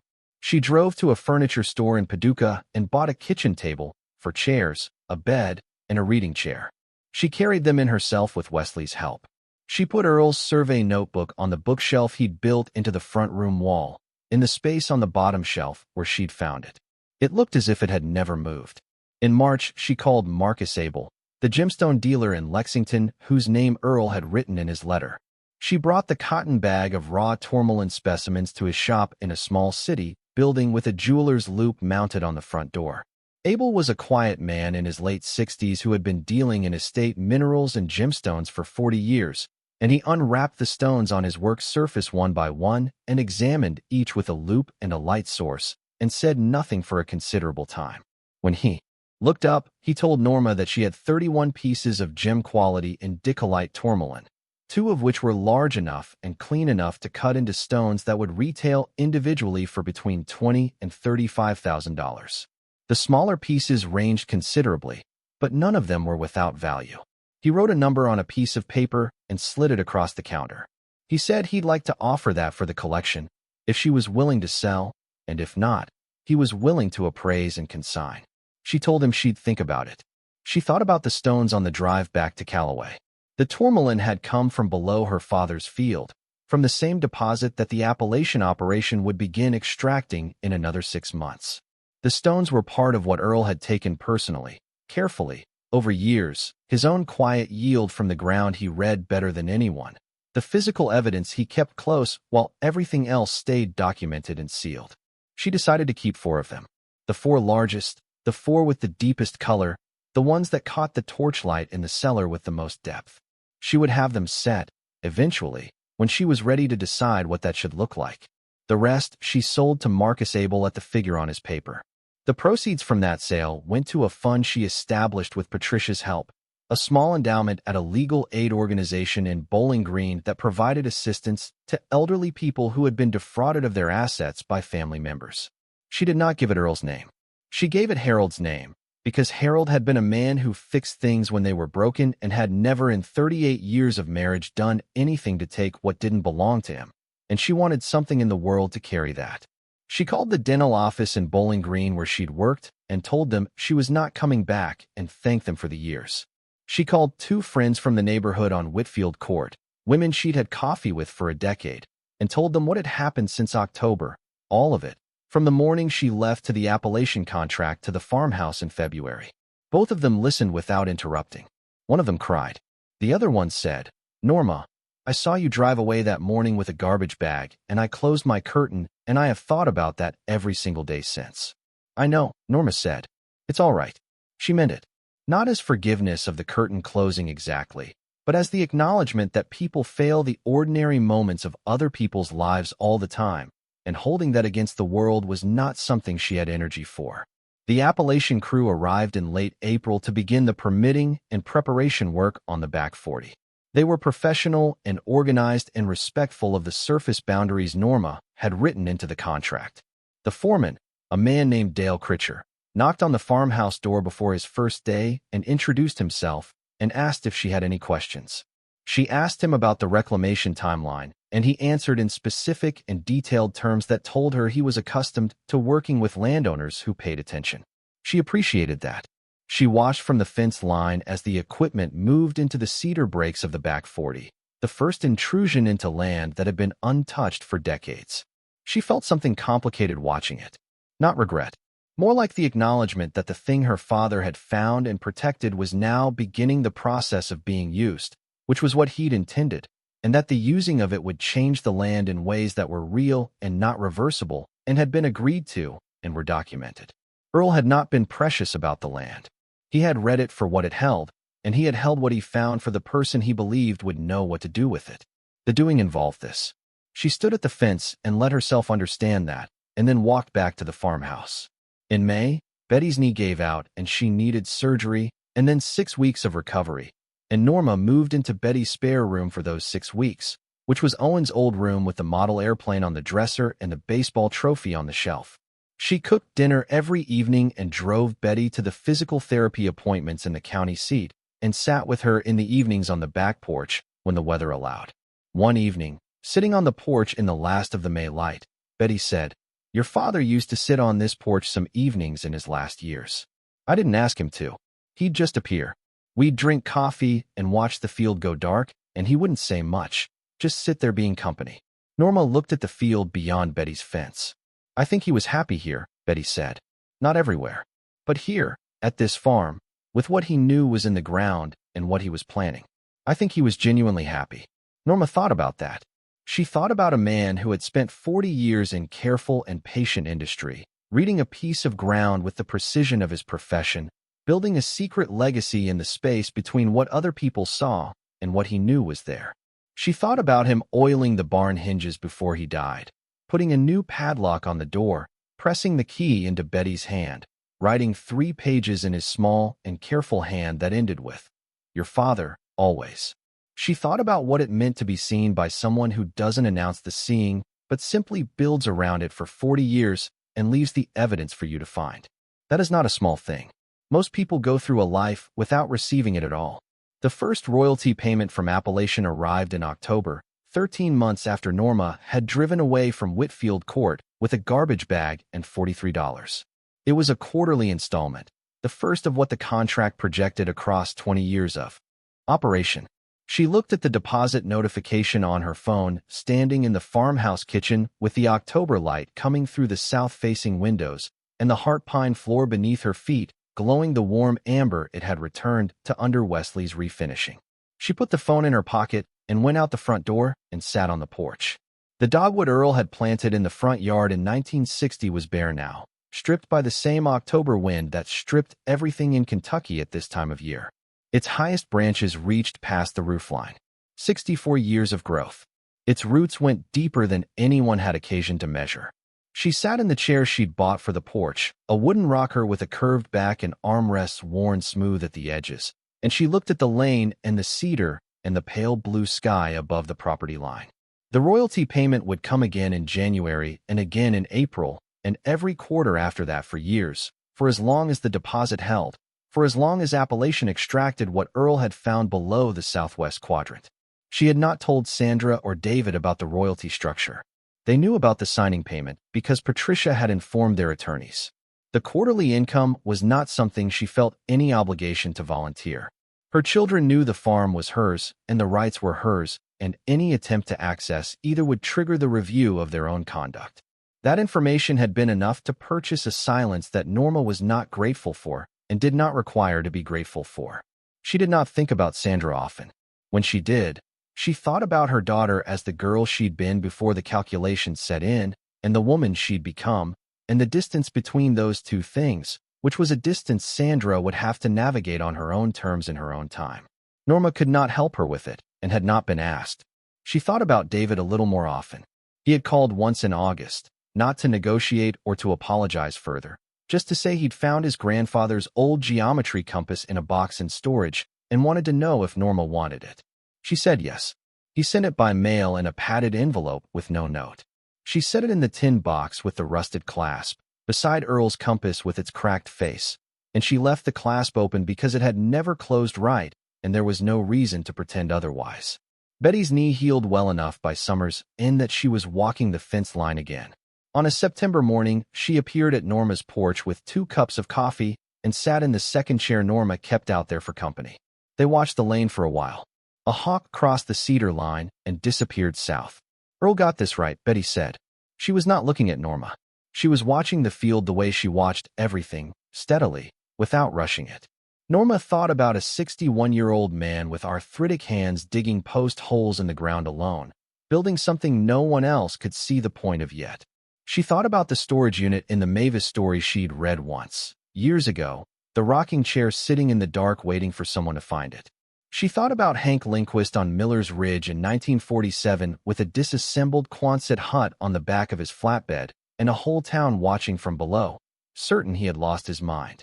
She thought about the particular loneliness of knowing something true that no one around you can see, and the particular courage of building anyway.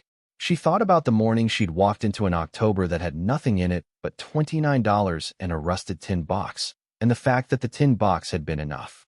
She thought about Earl at Betty's kitchen table, saying, "I've finally figured out what to do about the back acres." She thought about him going home after saying it, the way he always went home, quietly and without fanfare, back to the work he still had left to do. Some people spend their whole lives building something they believe in and never find out if it holds, Norma said. Betty looked at her. He found out, Norma said. He just didn't get to be here for it. Betty was quiet for a moment. The hawk came back across the cedar line, lower this time, hunting. She said, "I think he knew. He was a surveyor. He read things. I think he knew before he went." Norma looked at the lane, the cedar, the pale sky, the dogwood bare at the edge of the yard with its roots reaching deeper than anyone measured. She thought about all the things that had been taken from her. The house on Whitfield Court she didn't want back. The kitchen table and the winter coats and the paperback mysteries and the rocking chair with the worn armrest. The 42 years of savings Harold had been adding to against some unspecified future need. She thought about waking up in rooms that weren't hers anymore, in a town that looked right through her, in a life that had been disassembled piece by reasonable-sounding piece. She thought about the key in the tin box. 55 years of carrying a key without knowing its lock, and then finding the lock on the worst morning of her life, in the place everyone had decided was worth nothing. The people who throw you away, she thought, don't get to decide your worth. Her father had understood that in 1959, when he drove to Calloway County and looked at 140 acres of thin soil and worked out tobacco fields and saw something entirely different from what anyone else saw. He had not needed their agreement. He had not needed their understanding. He had bought the land and worked it and read it and filed the appropriate paperwork and written the letters and oiled the hinges and placed the key in his daughter's hand and trusted that the truth of what he'd found would eventually speak for itself. It had. Norma picked up her coffee cup and drank and watched the October morning come fully into the field, the light finding the cedar and the fence line and the gravel of the lane and the bare arms of the dogwood, all of it golden and specific and hers. The royalty payments would come quarterly for 20 years. The farmhouse stood sound behind her, Wesley's work holding the bones Earl had built on in 1960. Betty was in the chair beside her. The first frost would come in a week, maybe two. She'd need to check the farmhouse windows for gaps and get the wood stove properly cleaned before serious cold arrived. There was always more to do. She sat on the porch and rocked gently and let the morning settle around her, the chair creaking softly beneath her, the field quiet and wide and full of what the ground held below it, patient as it had always been, going nowhere. Her father had been a man who saw things others missed and built for longer than anyone expected and left the most important work for the right hands at the right time. She had his eyes. She had always had his eyes. She just hadn't known, until October, what she was supposed to be looking at. Terence Albright came back to the farm on a Saturday in late March, 6 months after he'd sat at Betty's kitchen table eating 2 bowls of soup and asking questions about soil composition. He drove a graduate student's car, an old Civic with a cracked rear bumper and survey equipment in the back seat. And he stood at Norma's renovated porch with his notebook under his arm and the particular nervous energy of a young person who wants something and isn't sure how to ask for it. He said he was writing his dissertation on the geological formation patterns of spodumene-bearing pegmatite in the western Kentucky basin. He said Dr. Vasquez had told him that the Hargrove deposit was unusual not only in its size, but in the manner of its initial discovery, specifically in that the surface indicator Earl had identified in 1984 was subtle enough that Meridian's own regional survey team had missed it 3 times in the same period. He said he'd been reading Earl's survey notebooks, the photocopies Norma had given Vasquez for the formal assessment, and he wanted to ask her some questions about her father's methods if she had the time. Norma told him to come inside. She made coffee and put shortbread on the table, which was what Betty did when company arrived, and she was finding that she'd absorbed more of Betty's habits over the winter than she'd noticed accumulating. "What do you want to know?" she said. Terrence opened his notebook. He was 26, maybe 27, with the focused attention of someone who has recently discovered what he's actually interested in and is still startled by the specificity of it. If you're enjoying this story so far, don't forget to hit the like button and subscribe. Drop a comment telling me where in the world you're watching from. I love hearing from you. He said, "The 1984 entry in your father's first notebook describes the initial surface indicator as a change in plant density over a 3-meter stretch of creek bank. Not rock exposure. Not unusual coloration. Plant density." Norma looked at him. She hadn't read that specific entry with full attention. She'd read the notebooks front to back, but not with a geologist's understanding of what the individual observations meant. He turned the photocopy toward her and pointed to the line. Earl had written, "Vegetation thinning on south bank, 3 meters, no visible surface cause. Below the tree line, possible subsurface drainage interference. Worth revisiting." Then he'd revisited it with instruments, and the instruments had confirmed what the plants had been telling him, that something below the root layer was affecting the soil chemistry in a very small area, and that something turned out to be the edge of a pegmatite seam that no one had found because no one had been looking at the right height. "He was reading the land," Norma said. Terrence looked up. He worked as a mineral surveyor for 40 years. He read land the way some people read text.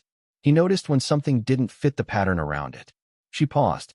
"He used to tell me, when I was a child walking with him, that the land always tells you when something's different. You just have to be paying the right kind of attention." Terrence wrote something in his notebook. Then he looked up and said, "The companies that surveyed this region in the 80s and 90s had better equipment than your father did. More sophisticated instruments. They should have found this deposit before he did." Norma nodded. Terrence said, "Why didn't they?" She thought about that for a moment. "They were looking at the data from the instruments," she said.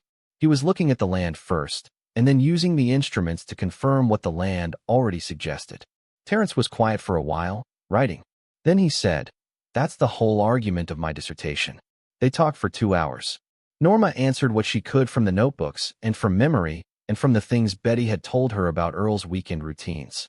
Terrence asked careful and specific questions that required her to think about her father's work with more precision than she'd applied to it before, and in doing that she found she understood it more fully. Earl had not been doing something mysterious. He had been doing something systematic that happened to require qualities most systematic people don't have: the willingness to start with observation rather than assumption, to let the land present itself before deciding what to look for. When Terrence left, he thanked her and shook her hand and said he'd like to come back when the extraction operation was further along if she was willing to observe the site development. She told him he was welcome. She stood on the porch after his car turned out of the lane and thought about her father as a young surveyor, reading seams in the earth for companies that paid him to find what they already expected to find. Learning, across those years, how to see what wasn't expected. Bringing that knowledge home to a piece of ground nobody else had wanted, and spending the rest of his life reading it. The Harold Beckett Elder Financial Abuse Fund had been operating for 4 months when Patricia's office forwarded Norma the first contact request from a potential beneficiary. Her name was Gloria Marsh. She was 71 years old, living in a rented room in Owensboro, Kentucky, and she had written her request for assistance by hand in the careful script of someone who had been taught penmanship in school and still applied it. The letter was 2 pages. Gloria described what had happened to her in the same plain, unglamorized way that people describe things they are still trying to fully understand. Her husband Leonard had died 3 years earlier. Her daughter Renata and her son-in-law had moved in to help.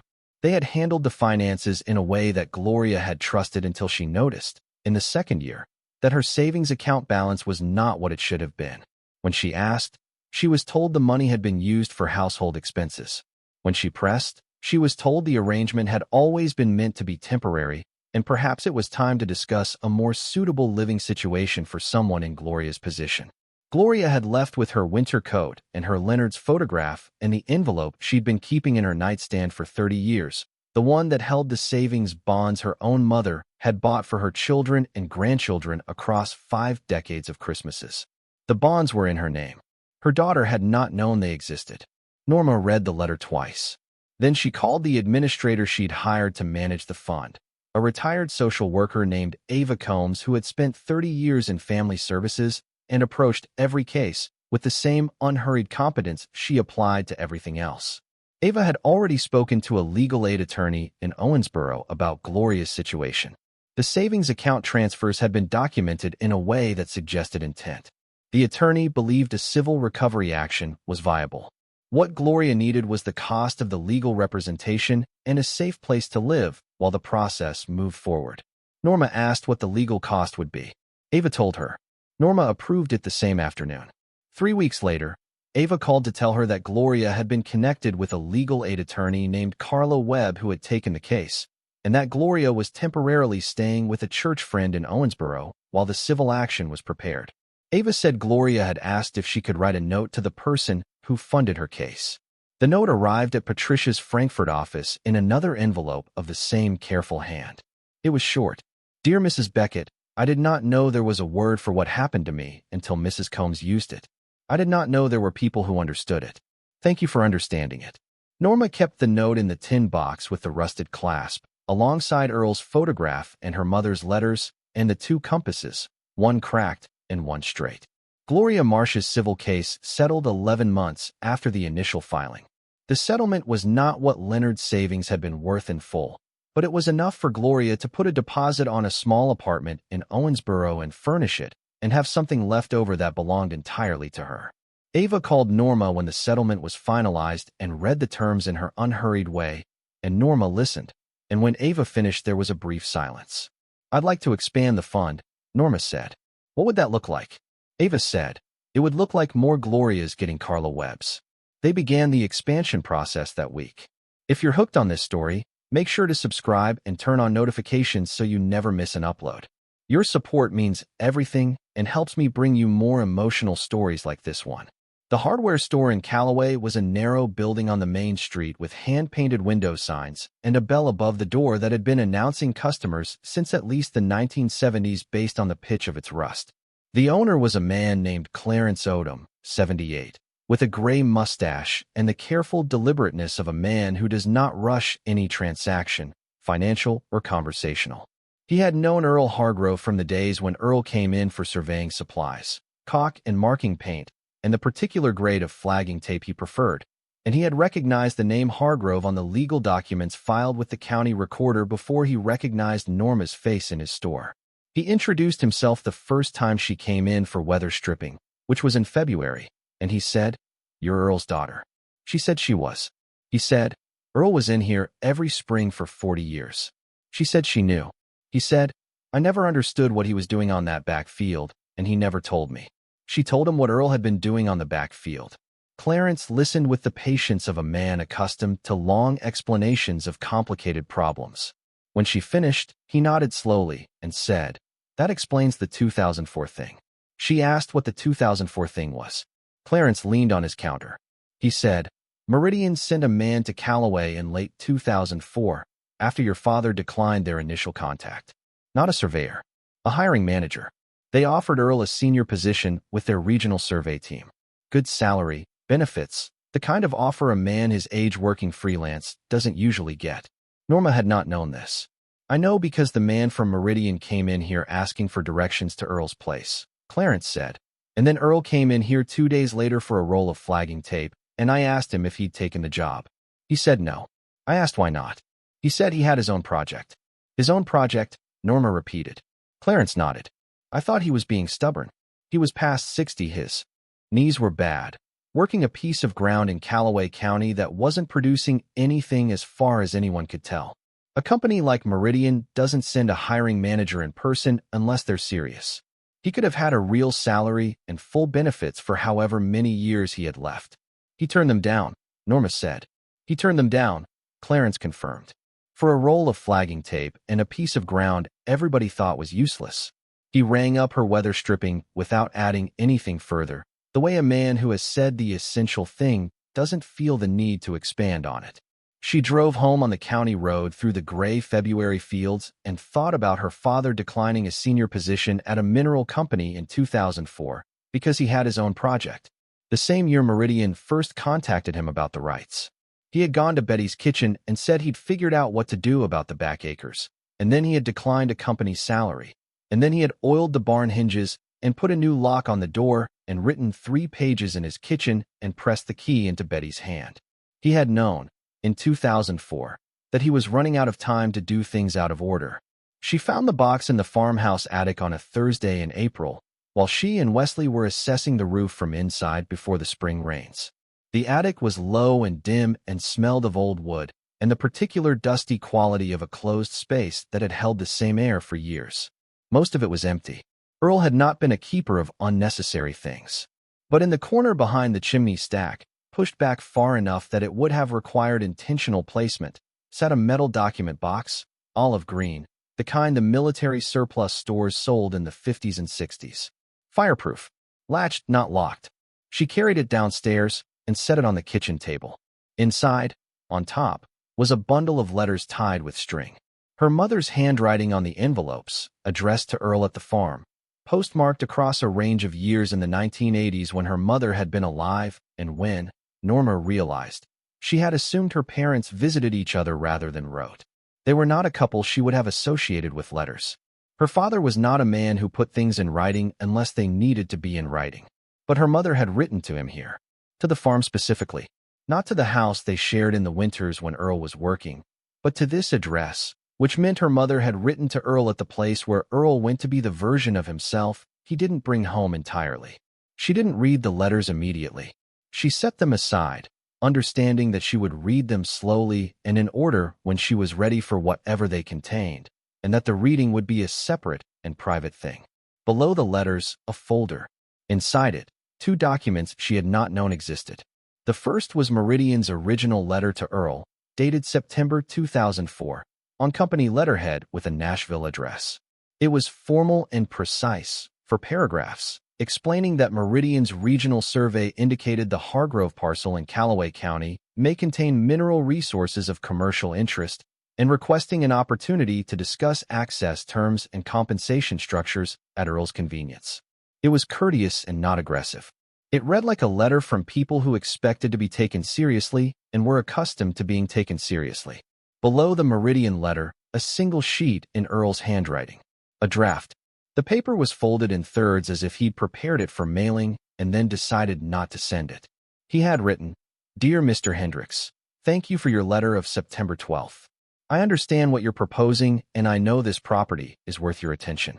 I have my own survey data going back 20 years, and I know what's below the southwest quadrant better than any instrument your team has been able to run from the road. Here's the thing I need you to understand. I'm not declining because I don't know what this is worth. I'm declining because I know exactly what it's worth and I know who it's meant for. It's not meant for Meridian, and it's not meant for me.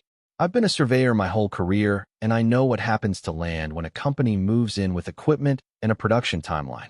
I also know what happens to people who receive a large sum of money before they've had time to understand what it means and what they want to do with it. I have a daughter who will know what to do with it when the time comes. The time hasn't come yet.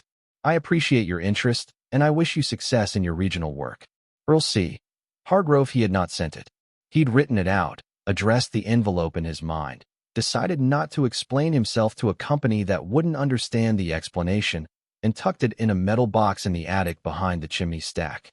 Norma sat at the kitchen table with the unsent letter and read it twice, and then held it in her hands for a while without reading it again.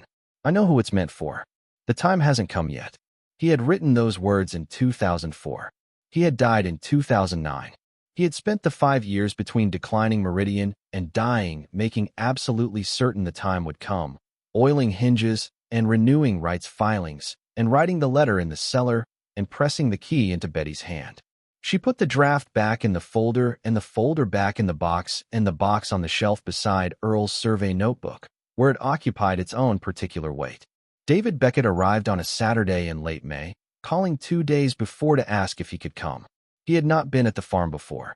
He had been in Calloway County once, briefly, at Earl's funeral, and had spent that visit in the church and at the cemetery and left for home the same afternoon. He had not walked the land. He had not seen the farmhouse or the barn. He arrived in the rental car he'd taken from the Paducah airport, a mid-sized gray sedan, and he parked in the lane and got out and looked at the farmhouse for a moment before walking up to the porch. He had lost weight since the last time Norma had seen him, at the mediation that had been part of Part 3's legal resolution. His face was thinner and less defended. He was 42 years old and looked, for the first time in a long while, approximately that. He said, "The house looks different than I expected." Norma said, "Wesley Dunn did good work." He walked the property with her for the better part of 2 hours. She took him through the farmhouse, which was spare and clean and completely itself now, the heart pine floors glowing, the built-in bookshelf holding the survey notebook and the metal box and a row of field guides she'd found in Wesley's truck and bought from him for $8. She took him to the barn and showed him the cellar, which he descended with a flashlight and spent a long time in without saying anything. When he came up, his face was different. She took him to the fence line at the edge of the back 40, where the Appalachian operation was visible in the distance, the equipment and the personnel moving with the organized purpose of an industrial site that knows exactly what it's doing. The cedar had been cleared from the extraction area. The surface was altered and raw and in the process of becoming something that would take years to settle. She told him about the deposit, the spodumene and the columbite and the tourmaline, the $154 million low end of the assessment, the royalty arrangement and its terms. David stood at the fence and looked at the back 40. He was quiet for a long time. Then he said, "Granddad knew all of this." "Yes." "And he left it to you." "Yes." David was quiet again. He pressed his boot against the fence post, testing its soundness the way Harold used to test things, automatically, without thinking about it. She noticed the gesture and said nothing. He looked different out here from how he'd been in Bowling Green. Without Sandra's organized certainty setting the pace and the agenda, he moved more slowly and occupied more of his own space. She couldn't tell if what she was seeing was who he actually was or who he was becoming now that the framework he'd been inside had shifted. He said, "I want to tell you something, and I don't want anything from you for saying it. I just want to say it." She waited. He said, "I knew, when we were doing it, that it wasn't right. Not the full scope of it, not in the detail I understand now, but I knew the direction of it was wrong, and I let Sandra set the pace anyway, because I always let Sandra set the pace, and I told myself it was because she was smarter than me about these things." Norma looked at the field. He said, "She's not smarter than me about these things. I just didn't want to do the work of disagreeing." She thought about Harold, who had never in 38 years done the easy thing when the right thing was visible. She thought about David as a boy, following Sandra around the yard with the patient resignation of a younger sibling who has decided that other people's decisions are someone else's problem. She said, "Your grandfather was a surveyor. He spent his career reading the land for what other people wanted him to find. The part of him that was great was the part that looked at his own land for what was actually there. Not what was expected. Not what was convenient. What was there." She paused. "That's something you learn," she said. "It's not something you're born knowing how to do." David didn't say anything for a moment. Then he said, "Is that an offer?" She looked at her son. He was Harold's jaw and Harold's hands, and, somewhere behind the years of choosing Sandra's direction over his own, something that might be Harold's steadiness if he ever stopped mistaking ease for peace. "Come back in the fall," she said, "when the extraction site is further along. Terrence Albright is going to be out here doing site observations for his thesis. You might find it interesting." David nodded. He looked at the field for another minute. Then he turned from the fence and they walked back to the farmhouse, and she made coffee, and they sat at the table and talked about Harold, about specific things they both remembered, for the first time since his funeral. The 4 tourmaline stones sat in the cotton bag on the farmhouse windowsill for most of the summer, catching the morning light in a way that changed through the season as the sun's angle shifted.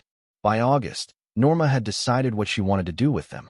She drove to Paducah on a Tuesday and found the jeweler Adele Fong, who worked out of a shop on a side street with a hand-lettered sign and a window displaying estate pieces with the quiet confidence of someone who doesn't need foot traffic to find clients because her clients find her. Adele was in her early 50s, precise and warm, with the particular appreciation for unusual stones that comes from years of seeing ordinary ones. She examined the 4 tourmaline pieces under magnification for a long time without speaking. Then she set down her loupe and told Norma that the largest stone, the one with the deepest blue-green color and the fewest inclusions, could be cut into a piece of collector quality. She named a carat weight and a likely value that Norma received without reacting visibly, though the number was significant. Norma told her she didn't want to sell them. She wanted them set. Adele asked what she had in mind. Norma thought about it. She thought about Earl's unfinished necklace in the Mavis story she'd read once. The wooden beads hand turned on a lathe. And she thought about what her father would have made of the stones if he'd been a different kind of man who worked with his hands differently. Earl had read the ground. The stones had come from the ground, he read. They were part of the same thing. She told Adele she wanted 4 pieces. Simple settings, nothing elaborate. 1 for herself, 1 for Betty, 1 to go into the collection of the Harold Beckett Fund, to be auctioned eventually when the fund needed capital, and 1, the smallest, for Gloria Marsh, who had written her a note in careful script and deserved something real and lasting to carry forward from the year that had taken so much from her. Adele looked at her for a moment. Then she said, "I'll make them worth carrying." It took 6 weeks. When Norma picked them up, Adele had set each stone simply, in fine silver, on chains of different lengths suited to the weight of the stone, with the stone's character left as visible as possible. No elaborate metalwork competing with the stone. Just the mineral itself, held, the way Earl had held it in the cellar, the way the earth had held it for 40 million years before Earl found it. She gave Betty hers on a Tuesday afternoon on Betty's porch. Betty looked at it in the light for a long time and said, "This came from under Earl's back 40, didn't it?" "From the S11 cluster," Norma said. "Specifically." Betty turned the chain in the light. "That's a thing to carry," she said. She put it on right there on the porch and wore it for the rest of the evening and, as far as Norma observed over the following months, did not take it off. The second year's royalties began arriving in January, steady as the quarter turns. Norma had set up an arrangement with a financial advisor Patricia recommended, a woman named Frances Cho in Louisville who managed the income with the same careful specificity Earl had brought to his survey notes, keeping everything documented, keeping everything indexed, keeping everything honest. The fund expanded. Ava Combs hired a second case manager. The legal aid network they'd built around the fund was operating in 4 counties by February and fielding more contact requests than they could process without additional support. Norma approved the staffing increases without hesitation. The fund had enough to do what it was doing and more, and what it was doing was real work. Ava sent monthly reports that read like Earl's survey notes, specific and documented and free of anything decorative, and Norma read them at the kitchen table in the mornings before the day started. She had developed a routine in the farmhouse, which was something she hadn't had since Harold died. Not the managed routine of a woman keeping other people's lives organized, but her own rhythm, owned and quiet and consistent. She woke at 6.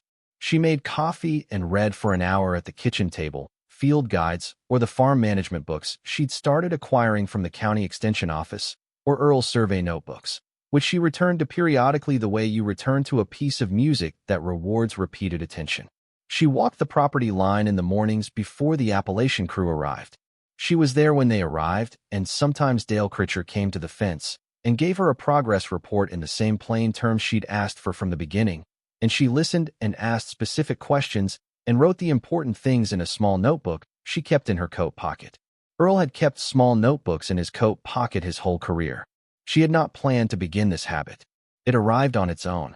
In the evenings, she drove to Betty's or Betty drove to hers, and they cooked dinner on alternating nights and sat on one porch or the other until the dark came up from the fields, watching the hawks over the fence lines, talking about small things and occasionally about large ones.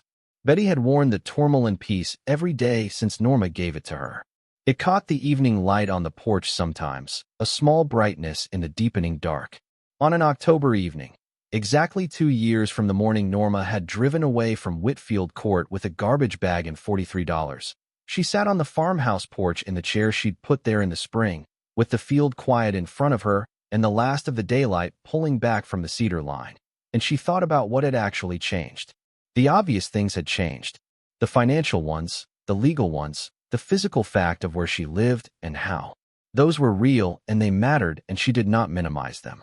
But the thing that had actually changed, the thing that was different in a way that went below the surface the way Earl's deposit went below the surface of the back 40, was that she understood now what her father had been trying to give her. Not the money.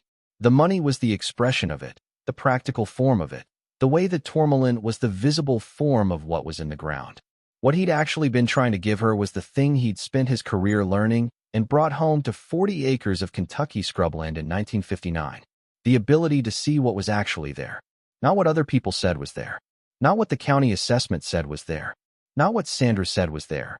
Looking at a piece of land and seeing $22,000 of nothing and deciding on that basis what it was worth and what Norma deserved and what Norma was. What was actually there? Earl had looked at the south bank of Miller Creek and noticed the vegetation was thin over 3 meters and there was no visible reason for it, and he had written it down and come back with instruments and confirmed what the plants were telling him. And then he had spent 40 years telling no one because the right person hadn't yet arrived at the place where she needed to know. She had arrived, and everything her father had looked at, in the ground and in her, had been exactly what he said it was. The field darkened. The first star came up above the tree line, small and certain. The cedar moved in the same wind that had moved it every October for 60 years, and the farmhouse held its ground behind her. Sound on the foundation Earl Hargrove had poured in 1960. Sound on the work Wesley Dunn had done to the bones of it. Sound in the way that things are sound when they have been built by people who understood what they were building for. She stayed on the porch until the dark was full and the field was invisible below the stars. Then she went inside and made dinner and ate it at the table her father had built into the kitchen 50 years ago, the one she'd found still standing when everything else had needed work, the one that had needed only cleaning to reveal the quality of its construction.